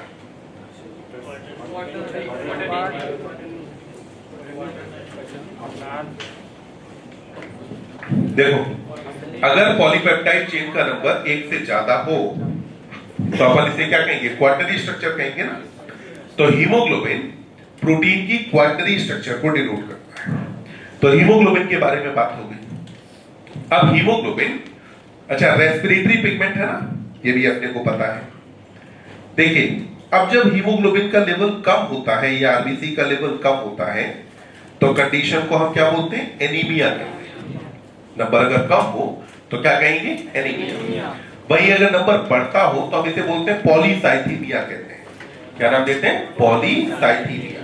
पर अपन एनीमिया की बात करेंगे। एनीमिया में देखिए पहला टाइप, जब आप बात करें मैक्रोसाइटिक एनीमिया की, पहले टाइप का कौन सा हुआ? मैक्रोसाइटिक। मैक्रोसाइटिक को हम मेगैलोब्लास्टिक भी बोल देते हैं, और क्या कहा जाता है? मेगैलोब्लास्टिक। ध्यान देना नाम पर। पहली टर्म मैक्रो, मैक्रो मतलब बड़ा, साइटिक मतलब सेल, फिर पहली टर्म मेगा मतलब बड़ा, फिर ब्लास्ट यानी कि इमेच्योर सेल। यहां जो आरबीसी होगी ये होगी लार्ज और इमेच्योर आरबीसी। तो आरबीसी कैसी है? लार्ज और इमेच्योर आरबीसी यहां पर बनती है। कैसे होता है समझेंगे। देखिए, ये जो मैक्रोसाइटिक एनीमिया था ये होता किसकी वजह से है? तो जब अगर विटामिन B12 की कमी हो और विटामिन B9 की कमी हो, या इनमें से कोई एक की कमी हो जाए तो डिजीज होती है। तो अपन ने कहा इनमें से किसी की कमी, ध्यान देंगे। B12 was required for maturation of hemoglobin, sorry maturation of RBC. RBC जब बनी तो उसके पास न्यूक्लियस था, फिर उसके अंदर हीमोग्लोबिन डिपॉजिट हुआ। B12 की कमी थी तो न्यूक्लियस ने गायब होने से कर दिया मना, क्या मैं तो नहीं गायब हूं भाई, B12 की तो कमी है तो मैं क्यों गायब। तो अब आरबीसी के पास क्या हुआ, न्यूक्लियस भी है और हीमोग्लोबिन भी है। जब अगर न्यूक्लियस और हीमोग्लोबिन दोनों हैं तो ऐसी आरबीसी ज्यादा बड़ी नहीं हो जाएगी, बड़ी हो जाएगी ना। पर क्या उसके पास बड़े होने के बावजूद हीमोग्लोबिन ज्यादा है, नहीं, हीमोग्लोबिन तो उतना ही है, पर यहां साथ में न्यूक्लियस भी मौजूद है, इसलिए आरबीसी क्या हो गई, बड़ी। तो आपने ऐसी आरबीसी को क्या कहा, मैक्रोसाइटिक कहा या मेगलोब्लास्टिक कहा। मैक्रोसाइटिक के बाद अगली कंडीशन आती है जिसको आप बोलते हैं माइक्रोसाइटिक। क्या कहा जाता है बेटा, माइक्रोसाइटिक एनीमिया कहते हैं। माइक्रो मतलब क्या हुआ, छोटा। तो अपन ने कहा कि जब आरबीसी स्मॉल आरबीसी हो और हीमोग्लोबिन अमाउंट लेस हो, क्या होगा, अगर आरबीसी के पास हीमोग्लोबिन कम है तो हीमोग्लोबिन कम होने के केस में क्या होगा, आरबीसी स्मॉल बनेगी। ये कंडीशन आती है अगर यहां पर हो आयरन की डेफिशिएंसी। डेफिशिएंसी किसकी हो बेटा, आयरन की। अगर आयरन डेफिशिएंसी है तब ये माइक्रोसाइटिक एनीमिया की कंडीशन आती है। क्यों आएगी समझिएगा, हीमोग्लोबिन को तोड़ते टाइम हीम तो आपने निकाल दिया बाहर, है ना, यानी कि अब आपको नया हीमोग्लोबिन बनाने के लिए चाहिए आयरन। बॉडी में आयरन की है कमी, तो हीमोग्लोबिन का निर्माण क्या हो जाएगा, कम। आरबीसी को बनाने के लिए हीमोग्लोबिन चाहिए अमाउंट फिक्स। जब अगर हीमोग्लोबिन ही कम है तो बनने वाली आरबीसी छोटी होगी कि नहीं, है ना। यानी कि छोटी आरबीसी में तो हीमोग्लोबिन कम होता है, पर बड़ी आरबीसी में बढ़ता नहीं है, हीमोग्लोबिन उतना ही रहेगा। पर अब आरबीसी चाहे नॉर्मल से छोटी हो या नॉर्मल से बड़ी हो, दोनों ही कंडीशन में जब ये आरबीसी पहुंचेगी स्प्लीन के पास तो स्प्लीन इसे मेन सर्कुलेशन से बाहर निकाल देगी कि तुम भाई नॉर्मल आरबीसी तो नहीं हो। जैसे ही आरबीसी कहां पहुंची, स्प्लीन के पास, तो स्प्लीन ने इसे मेन सर्कुलेशन से निकाल दिया बाहर। जब स्प्लीन ने मेन सर्कुलेशन से बाहर निकाल दिया तो मान लो बॉडी ने बनाई थी 10 आरबीसी, अब 10 में से क्या हुआ कि साहब 4 आरबीसी बाहर निकल गई। जब 4 आरबीसी बाहर निकल गई तो बची तो 6, मतलब एनीमिया तो हो गया ना। तो हमने यहां पर कहा कि पहला मैक्रो, दूसरा माइक्रो, तीसरा एक होता है जिसको बोलते हैं नॉर्मोसाइटिक एनीमिया। एक और होता है जिसको नाम देते हैं नॉर्मोसाइटिक। ये होता है अगर एक्सेसिव ब्लड लॉस हो जाए तो, अगर बेटा ब्लड लॉस क्या हो जाए, ज्यादा, तो ब्लड लॉस अगर ज्यादा हो जाएगा तो उस केस में होता है नॉर्मोसाइटिक एनीमिया। ब्लड लॉस ज्यादा हुआ, ज्यादा आरबीसी बाहर चली गई, बनने वाली आरबीसी का शेप एंड साइज तो नॉर्मल है, पर येट एनीमिया तो हो ही गया ना। अब देखिए ऐसे ही आपने एक जेनेटिक्स के अंदर पढ़ा है sickle cell anaemia. Sickle cell anaemia के अंदर आपने पढ़ा है कि जेनेटिक डिसऑर्डर है, और वहां पढ़ा है कि आरबीसी कैसी हो जाती है, सिकल शेप्ड हो जाती है, और ये सिकल शेप्ड आरबीसी को स्प्लीन सर्कुलेशन से बाहर कर देती है। तो इससे जो डिजीज हुई इसको नाम क्या दिया, सिकल सेल एनीमिया कहा गया। इतनी बात अपने को समझ में आई। एक बार फटाफट खुद से एक बार एनसीईआरटी में से आरबीसी के बारे में पढ़ेंगे, और कहीं कुछ समझ में नहीं आएगा तो आप मुझे बताएंगे।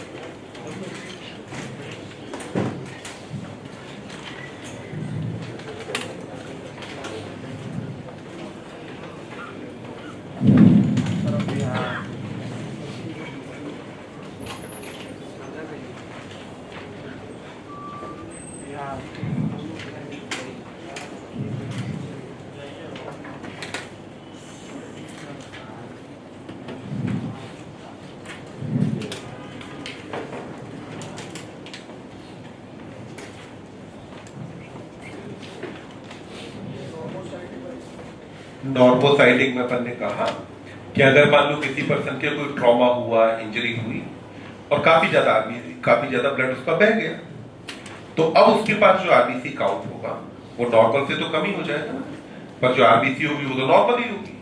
तो ऐसी कंडीशन को बोलते हैं नॉर्मोसाइटिक एनीमिया।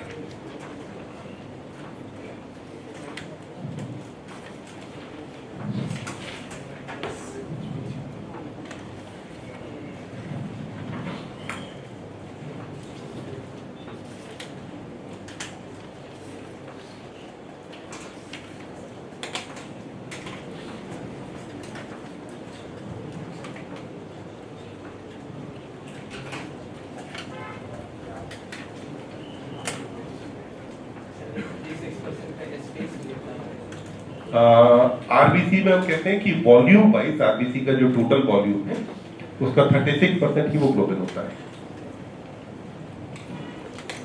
कितना लिख गया बेटा?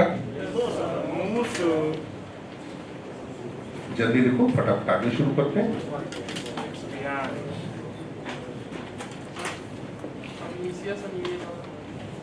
पर्नीशियस एनीमिया जो मेगैलोब्लास्टिक एनीमिया ना, इसी को बोलते हैं, जबकि अगर इमेच्योर आरबीसी बन रही हो तो।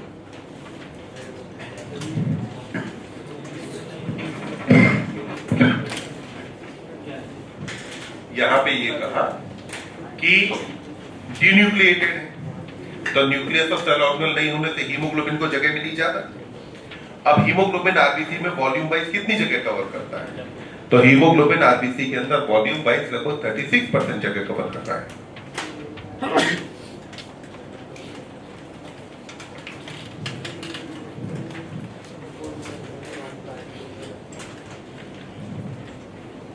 आगे बढ़े।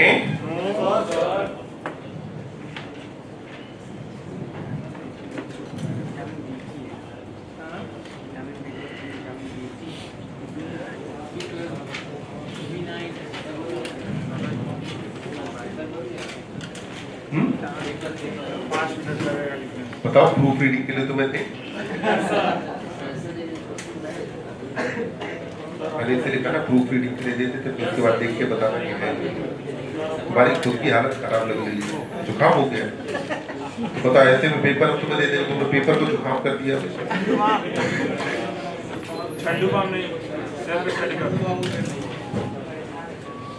चलो इतना लिखा।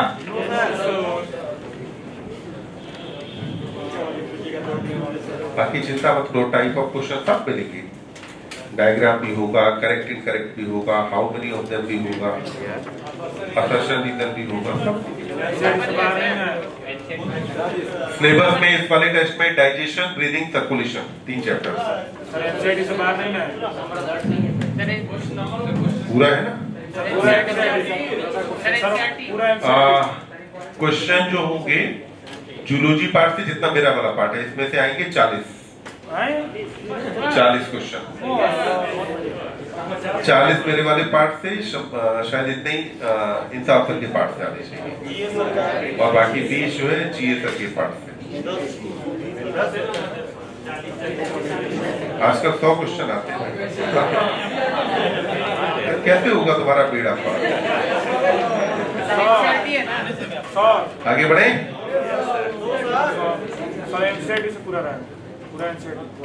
तुम मुझे बताना, प्रूफ रीडिंग के लिए तुम्हें दूंगा पेपर में, उसके बाद तुम सब चेक करके बताना हाँ सारा कुछ एनसीईआरटी से है कि नहीं।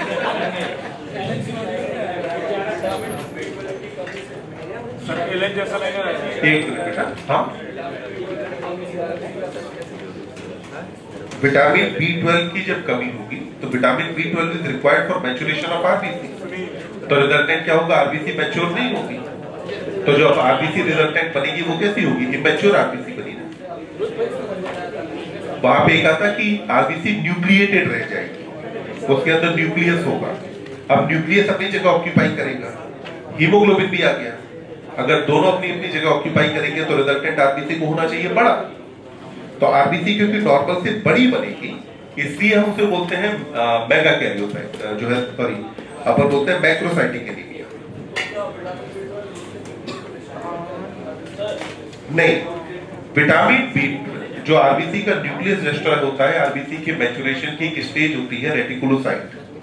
रेटिकुलोसाइट स्टेज पर जाकर के इसका न्यूक्लियस डिस्ट्रॉय होता है, पर इस पूरी मैच्योरेशन प्रोसेस में विटामिन B12 की जरूरत है। विटामिन B12 नहीं है तो मैच्योरेशन की प्रोसेस कंप्लीट नहीं होगी।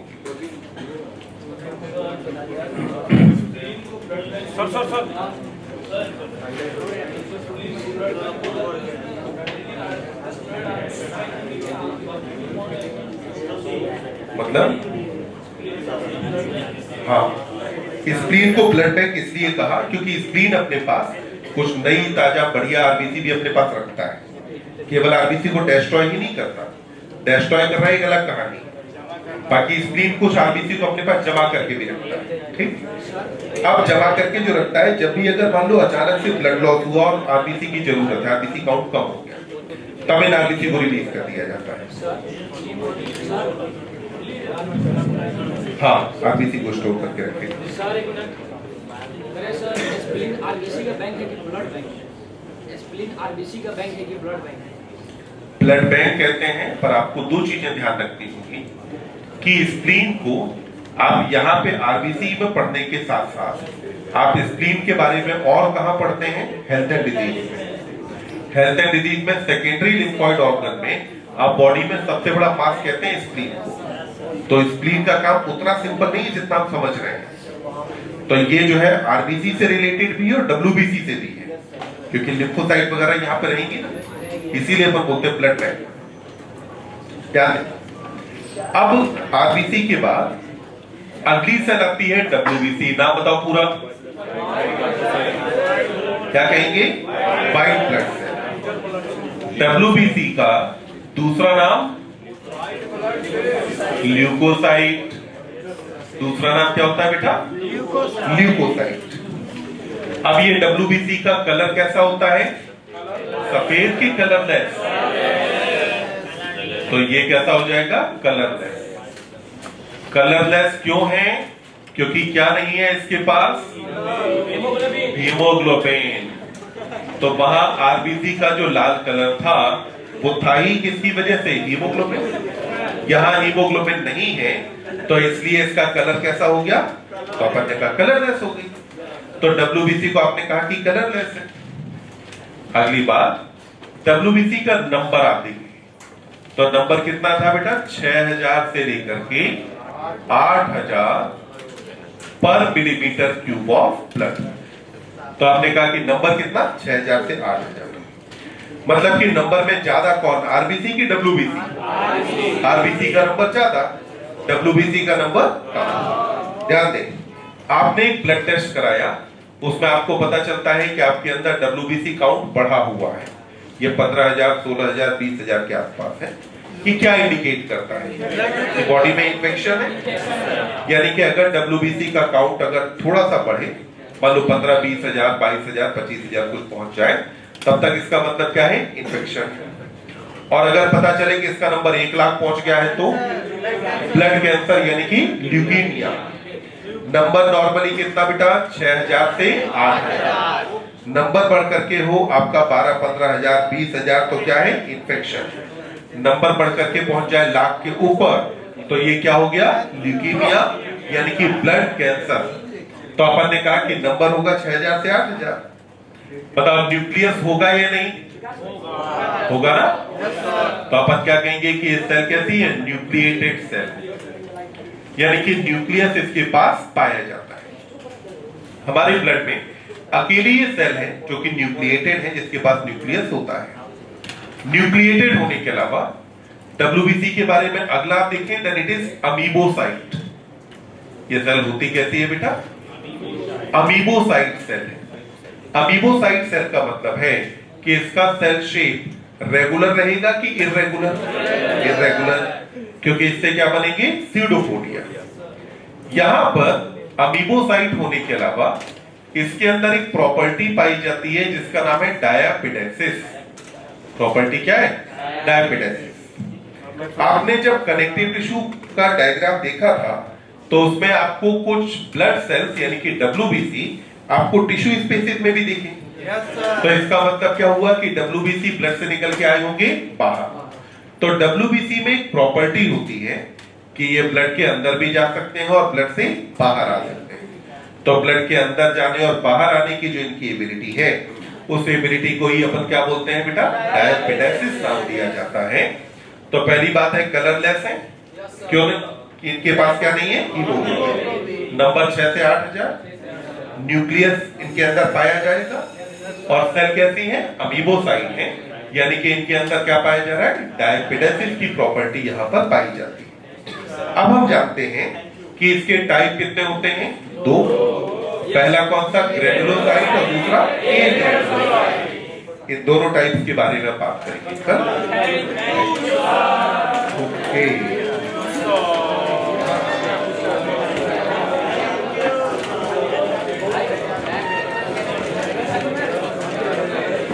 Generally alpha beta